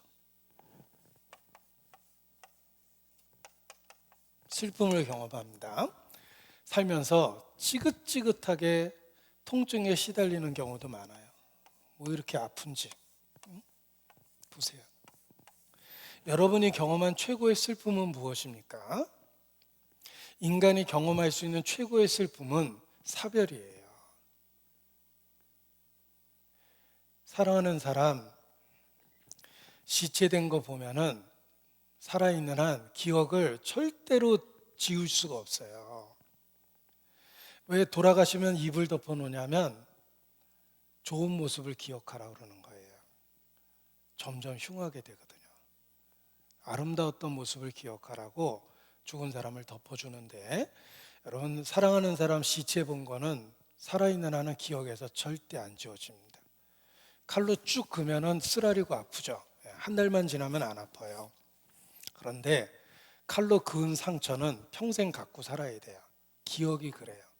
그때처럼 막 쓰라리진 않는데 그게 지워지지는 않아요. 제가 목사 생활하면서 참 당황스러웠던 것 중에 하나가, 입간식 할 때 그 관 위에 이렇게 쓰거든요. 그리고 가족들이 가장 슬퍼할 때 그 앞에 있어야 되니까 그게 너무 개인적으로 힘들었어요. 그래서 저도 모르게 이렇게 입간식 할 때 관 앞에 쓰면은 제가 이렇게 약간 삐딱하게 서서 시선을 다른 곳에 둬요. 처음에는 그냥 아무 생각 없이 쳐다봤는데 그게 기억에서 안 지워져 버립니다.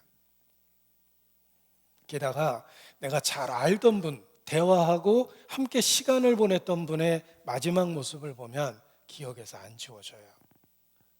하물며 사랑하는 가족은 오죽하겠습니까?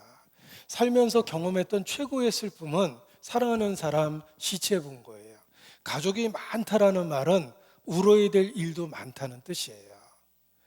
여러분, 그 절망적인 슬픔이 지옥에 대한 경고라는 거 아셔야 돼요. 사랑하는 사람을 잃어버려도 고통스러웠는데 하나님을 잃어버리면 하나님은 사랑이시거든요. 전부를 잃어버리는 거예요. 물건 불탄 거하고 공장 불탄 거하고는 차원이 다른 거예요. 여러분이 경험한 최고의 통증은 무엇입니까? 원래 감각적으로는 화상이라고 그럽니다. 화상이 그렇게 고통스러운데 피부가 타는 고통은 그래도 참을만 하답니다. 실내 불이 나면 실내 온도가 엄청나게 상승합니다. 철골 구조물이 녹죠. 실내 온도가 엄청나게 높아진 상태에서 사람은 숨 안 쉬고 못 살아요. 한 모금이라도 호흡을 하는 순간에 뜨거운 열기가 호흡기를 타고 몸 안으로 쭉 들어옵니다. 그러면서 안에 있는 장기가 이렇게 눌러붙는 거예요. 그래서 화상이 피부에서 느끼는 고통이 아니라 몸 안에서 느끼는 고통 때문에 견디기 어려운 거랍니다. 여러분, 그 끔찍한 고통도 하나님이 만드셨어요. 이 세상에 있는 슬픔과 고통은 인간의 죄 때문에 주신 것입니다. 죽음을 건너가면 모든 죄에 대해서 심판을 받습니다. 내가 경험했던 슬픔과 통증이 수백 배, 수천 배로 증폭되는 세상이 지옥입니다.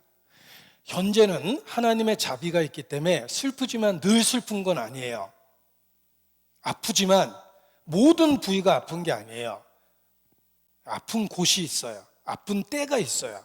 이 세상은 하나님의 자비가 있기 때문에 삶을 그래도 살만하게 하신 거예요. 그러나 죽음을 건너가면 바깥 어두운 곳이라고 표현했습니다.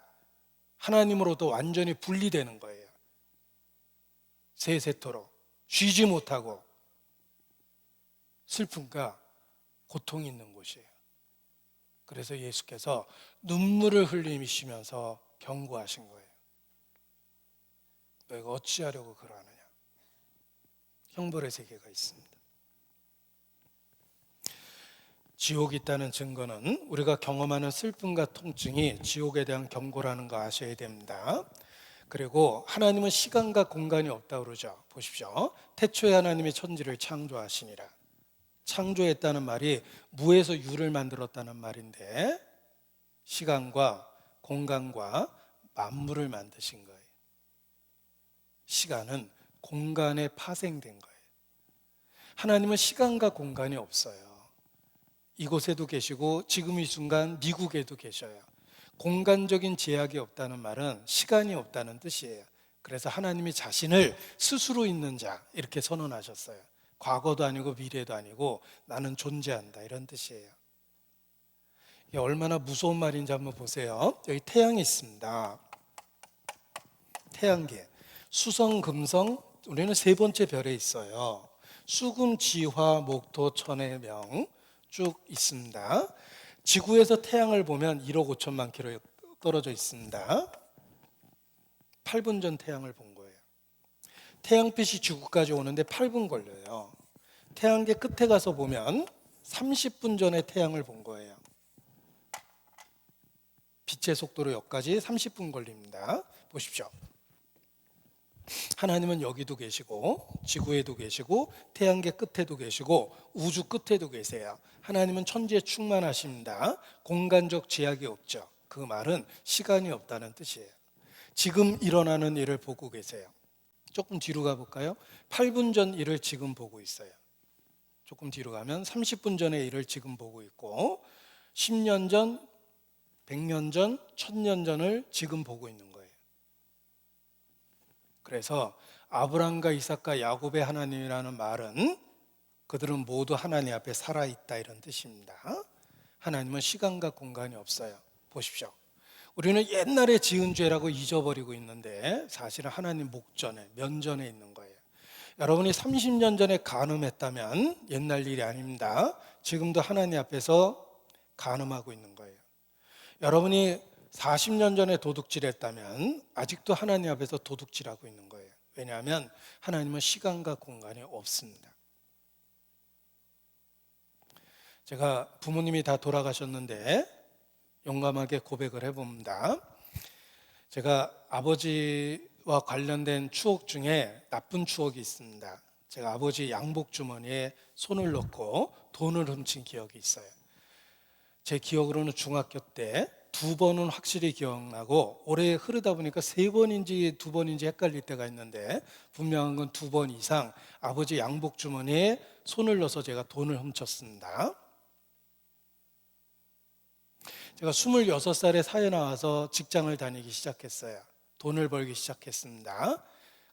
그런데 그 오래전에 아버지 양복 주머니에서 돈 훔쳤던 기억 때문에 가끔 그 생각이 났어요. 그래서 제가 제 딴에는 속죄한다고 아버지 몰래 양복 주머니에 돈을 넣어드렸어요. 기억날 때마다 제가 돈을 넣어드렸습니다. 어느 날 아버지께서 눈치채셨어요. 돈이 들어와 있거든요. 절 불렀습니다. 너 혹시 아빠 주머니에 돈 넣어놨냐? 이렇게 물어보셨는데 제가 얼마나 깜짝 놀랐는지 모릅니다. 순간 당황이 돼가지고 제가 화를 냈어요.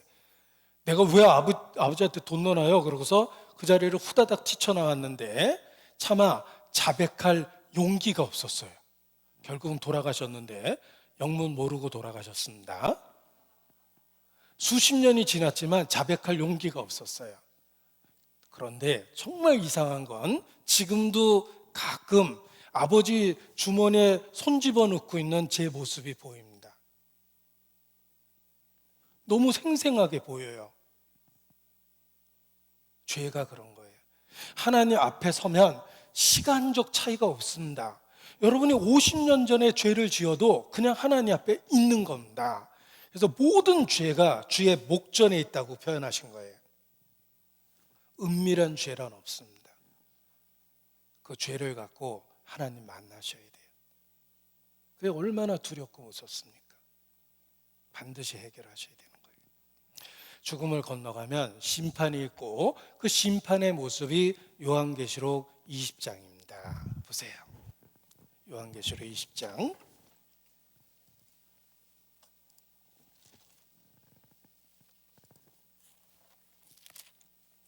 요한계시록 20장 11절.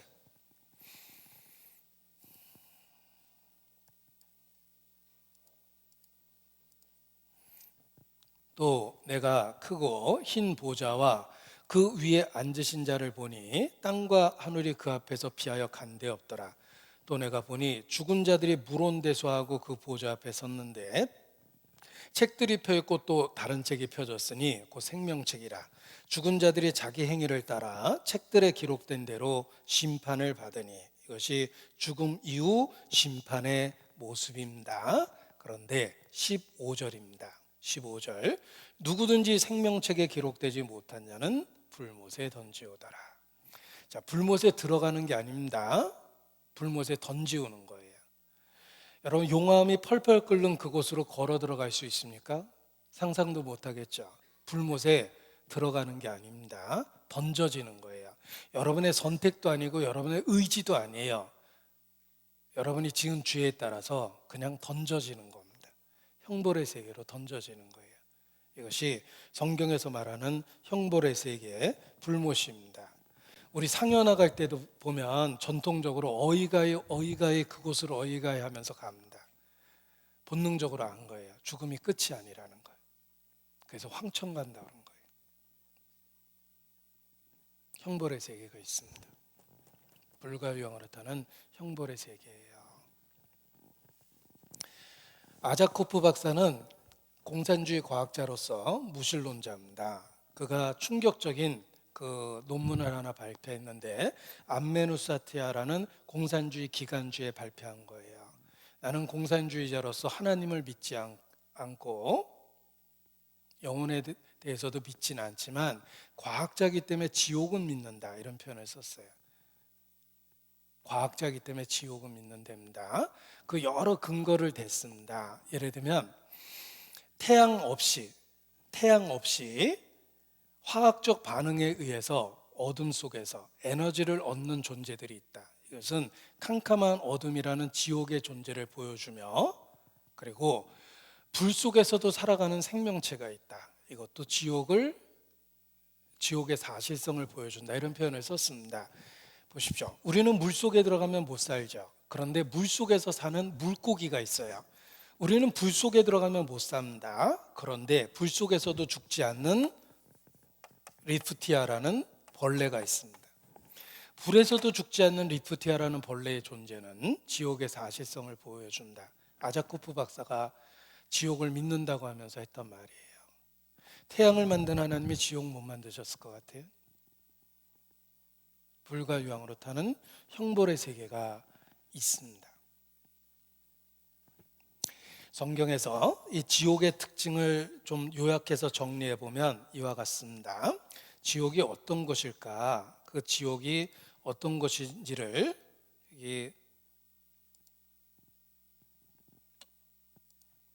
요약하고 정리해 봤습니다. 지옥의 특징입니다. 첫 번째는 꺼지지 않는 불이 있습니다. 이 나르자바라는 1971년 발견된 지역에서 이렇게 땅이 꺼지면서 불이 붙었는데 40년이 지난 지금까지도 계속 불이 안 꺼지고 있대요. 불구덩이 안의 온도는 1000도씨 이상이나 된답니다. 그런데 이게 아직까지도 그냥 불이 붙어 있대요. 거대한 구멍에. 이런 존재를 만드신 하나님은 지옥도 그렇게 만드신 겁니다. 40여 년 이상 불이 안 꺼지는 거예요. 그냥 태양을 만든 하나님. 자, 슬피 울며 이를 가는 곳입니다. 불과 유황이 타는 곳입니다. 형벌의 세계예요. 불로 소금치듯함을 받고, 인간은 가장 고통이 화상이라고 그랬죠.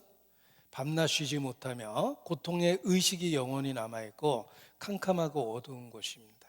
그리고 무엇보다도 사랑하는 사람들과 다시는 만날 수 없어요. 이것이 형벌의 세계입니다. 하나님을 모르는 자들, 우리 주 예수의 복음에 복종치 않는 자들에게 영원한 멸망의 형벌을 주시겠다고 경고했습니다. 지옥 가는 리스트가 21장 8절, 요한계시록 21장 8절에 나옵니다. 요한계시록 21장 8절에 보면 지옥 가는 명세가 있는데,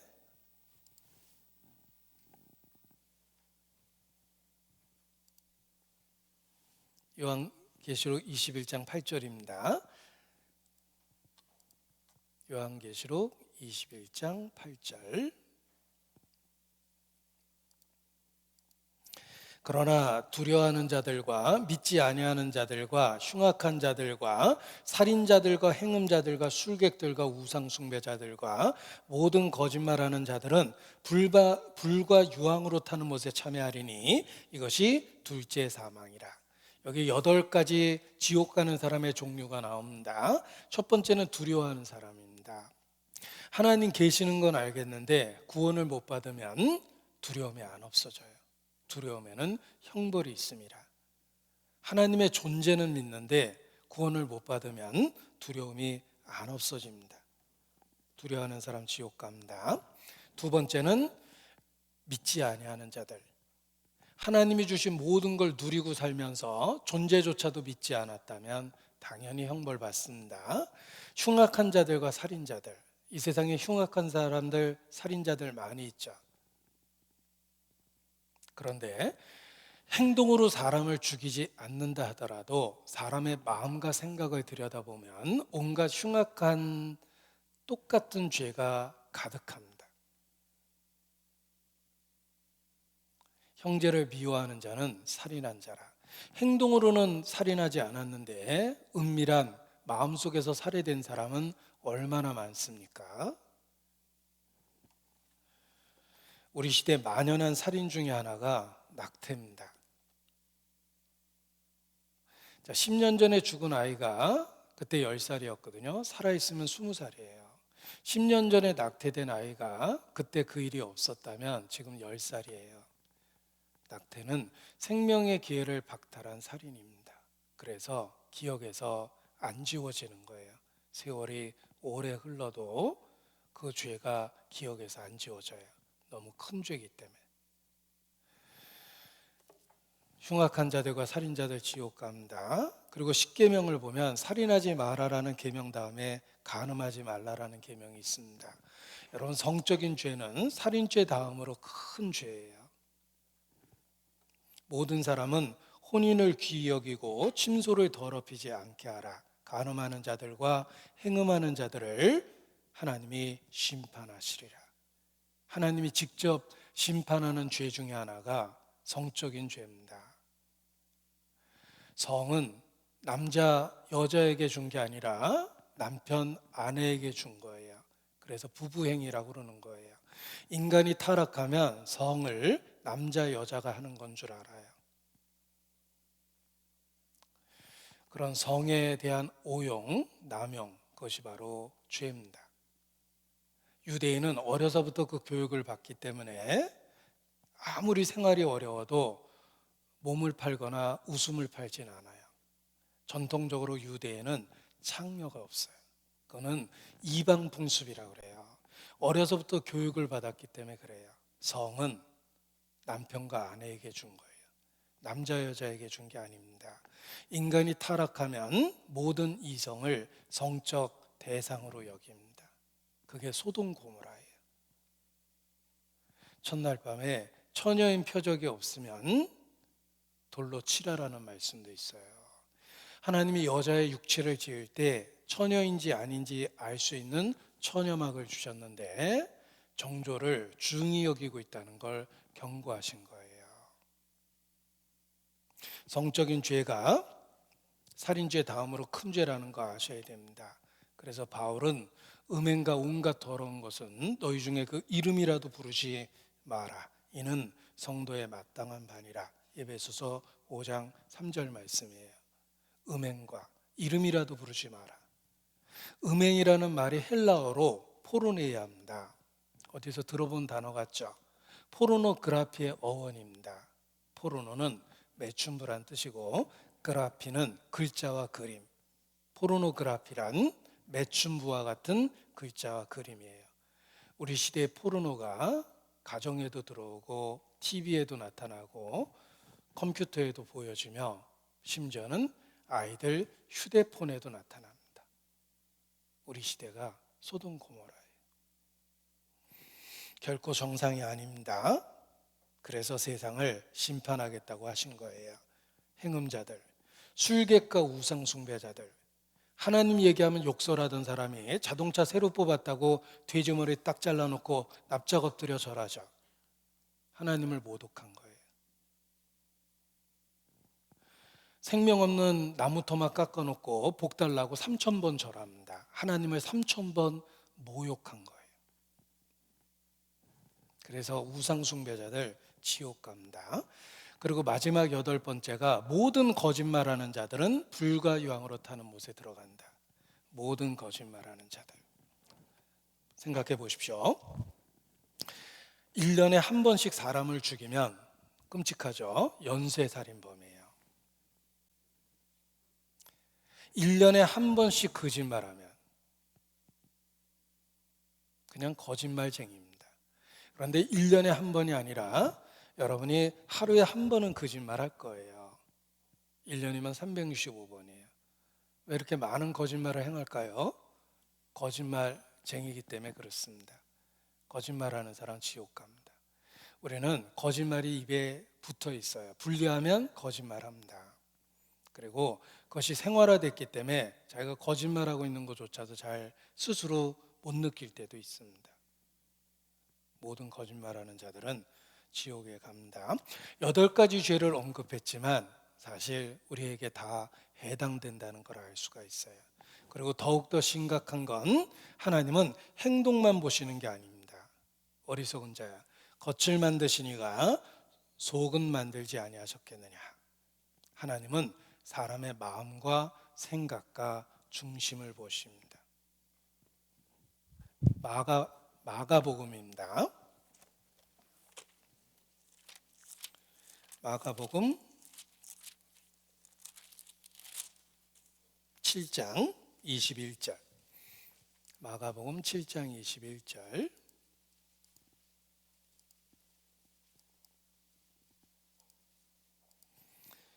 속에서 그 사람의 마음에서 나오는 것은 악한 생각, 곧 음란과 도적질과 살인과 간음과 탐욕과 악독과 속임과 음탕과 흘기는 눈과 회방과 교만과 강패니 이 모든 악한 것이 다 속에서 나와서 사람을 더럽게 하느니라. 자, 악한 생각, 행동만 보시는 게 아닙니다. 생각도 보십니다. 하나님은 사람의 마음을 들여다보고 있기 때문에 그렇습니다. 그 중심을 보시는 하나님 앞에 누가 죄 없다고 큰 소리 칠 수 있겠습니까? 하나님은 인간의 마음과 생각과 중심을 보십니다. 보십시오.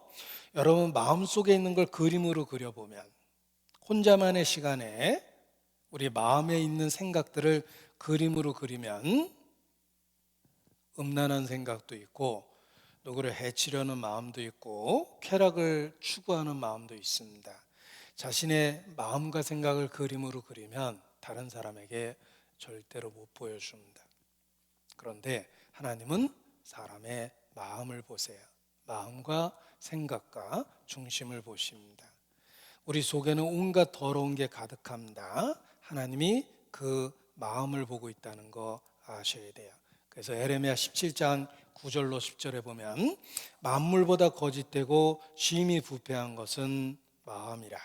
누가 능히 이를 알려마는 나 여호와는 심장을 살피며 폐부를 시험하고 각각 그 행위와 그 행실대로 보응하나니. 이 세상에서 제일 더러운 게 사람 마음이랍니다. 샘이 그 더러운 물을 쏟아내듯이 사람 마음속에서 온갖 악이 솟아난다고 말씀하셨습니다. 작은 샘구멍에서 끊임없이 물이 솟아나는 것도 참 신기합니다. 그런데 하나님이 우리 마음을 들여다보시면 우리 마음속에서 끊임없는 악이 솟아납니다.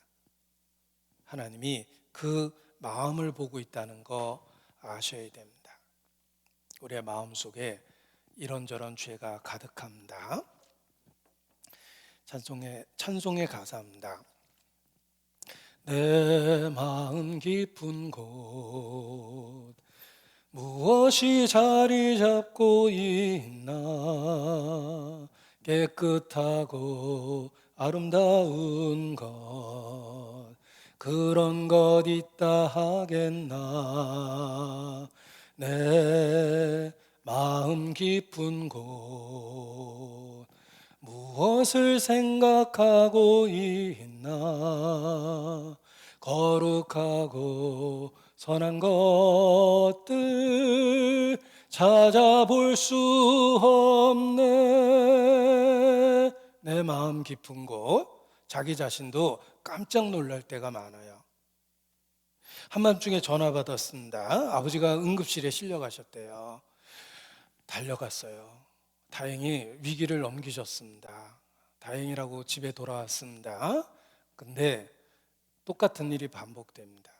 그런 일을 하루에도 여러 번 반복해서 겪다 보면 어느 순간에 한밤중에 전화 받으면 자기도 모르게 돌아가실 거 생각합니다.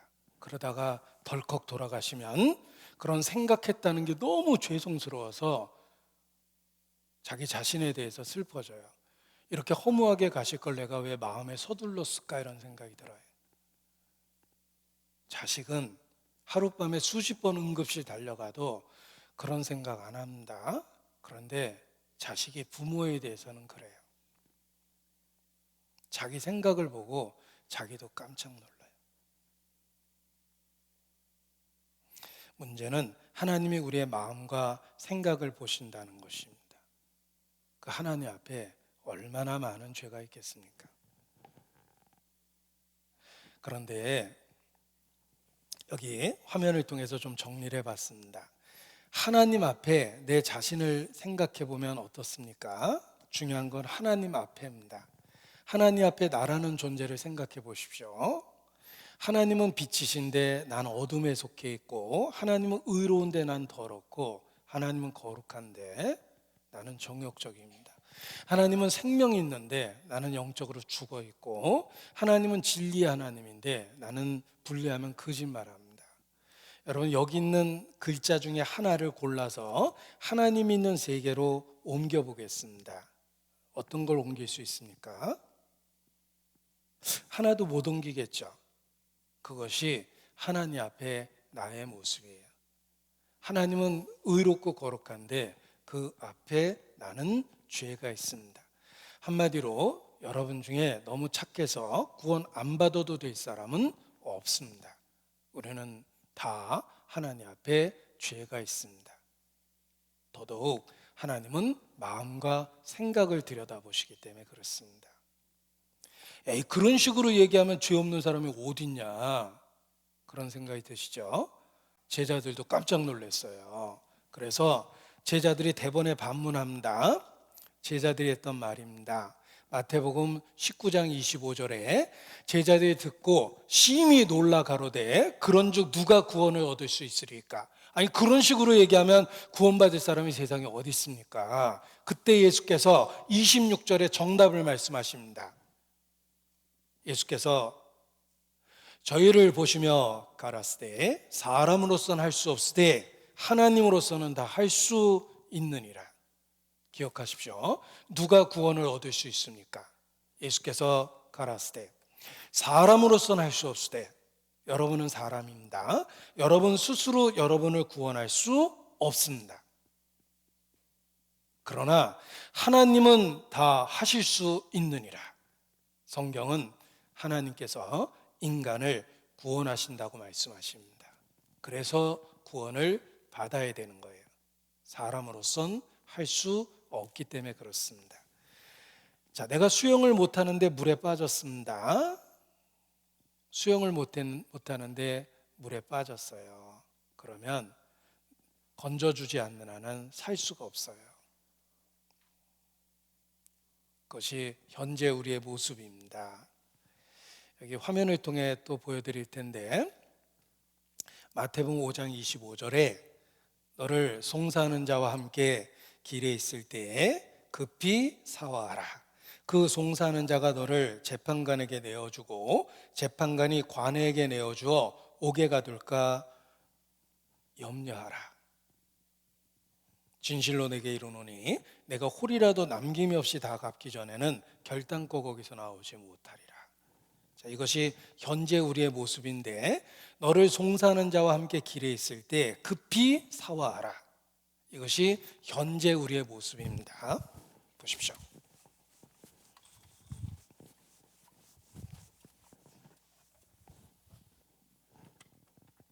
여기 나라는 존재가 있습니다. 지금 내가 큰일 났어요. 죄가 많아요. 죄가 아주 많습니다. 이게 다 내 죄예요. 처음에는 죄가 조금 했는데 눈덩이 굴리듯이 점점 살면서 많아진 거예요. 큰일 났습니다. 예, 죄를 지고 있는 나의 모습이에요. 내 인생을 뒤돌아보면 모든 삶의 흔적 속에서 죄가 있습니다. 하루에 한 번씩 죄를 져도 1년이면 365번이니 자기 나이를 한번 곱해보세요. 주여, 내 죄가 머리털보다 많사오니 우러러볼 마음도 사라졌음이니이다. 내 죄가 머리털보다 많습니다. 우리의 삶의 모든 흔적 속에 죄가 있습니다. 내 평생 살아온 길 뒤를 돌아다 보니 걸음마다 차욱마다 다 죄뿐입니다. 쓰리고 아픈 마음 가눌 길 없어서 골고다 언덕길을 지금 찾아옵니다. 내 평생 살아온 길 뒤를 돌아다 보니 걸음마다 자국마다 다 죄뿐입니다. 이게 현재 나의 모습입니다. 자, 너를 송사하는 자와, 이 사람이 화가 났어요. 그래서 나를 붙들고 고소했습니다. 고소해서 재판관에게 끌고 가고 있어요. 가서 재판을 받아야 됩니다. 가서 재판을 받으면 감옥에 가야 돼요. 감옥에 가면 절대로 나올 수가 없습니다. 이것이 인생입니다. 너를 송사하는 자와 함께 길에 있을 때 우리는 평생 죄를 지었고 송사하는 자에 붙들려 하나님의 심판대 앞으로 끌려가고 있는 거예요. 너를 송사하는 자와 함께 길에 있을 때 급히 사화하라. 사화하다라는 말이 합의보다라는 뜻이에요. 이 죄를 해결해야 돼요. 그렇지 않으면 심판을 받게 되고 감옥에 가면 절대로 나올 수가 없어요. 나무가 남쪽으로 쓰러지든 북쪽으로 쓰러지든 쓰러진 곳에 그냥 있으리라 라고 시적으로 표현했습니다. 전도서 말씀에. 거대한 나무가 쿵 하고 쓰러지면 쓰러진 곳에서 썩는 거예요. 운명이 결정되는 거예요. 그 전에 길에 있을 때 아직 기회가 있습니다. 내가 이렇게 살아 있습니다. 그 죄를 해결하셔야 돼요. 그런즉 누가 구원을 얻을 수 있으리까? 사람으로서는 할 수 없을 때 하나님으로서는 할 수 있느니라. 성경은 하나님께서 이 죄를 어떻게 해결하시는지를 알려주십니다. 그래서 성경을 배워야 되는 거예요. 회개하고 복음을 믿으라. 회개하셔야 돼요. 회개란 자신의 죄를 인정하고 자백하는 것입니다. 하나님 앞에 자기 죄를 인정하고 자백해야 돼요. 그래야 이제 구원을 받을 수가 있습니다. 길에 있을 때 급히 사와라. 내가 숨 쉬고 있는 이러한 시간들이 아직은 기회가 있다는 것입니다. 어느 날 호흡을 걷어가시면 다시는 기회가 없습니다. 그래서 하나님 앞에 죄를 인정하고 반드시 구원을 받으셔야 돼요. 자비하신 보좌 앞에 꿇어엎드려 자복하고 회개하니 믿음 주소서. 주여 주여 내 말 들으사 죄인 오라 하실 때에 날 부르소서. 죄인 오라 하실 때 나를 부르소서.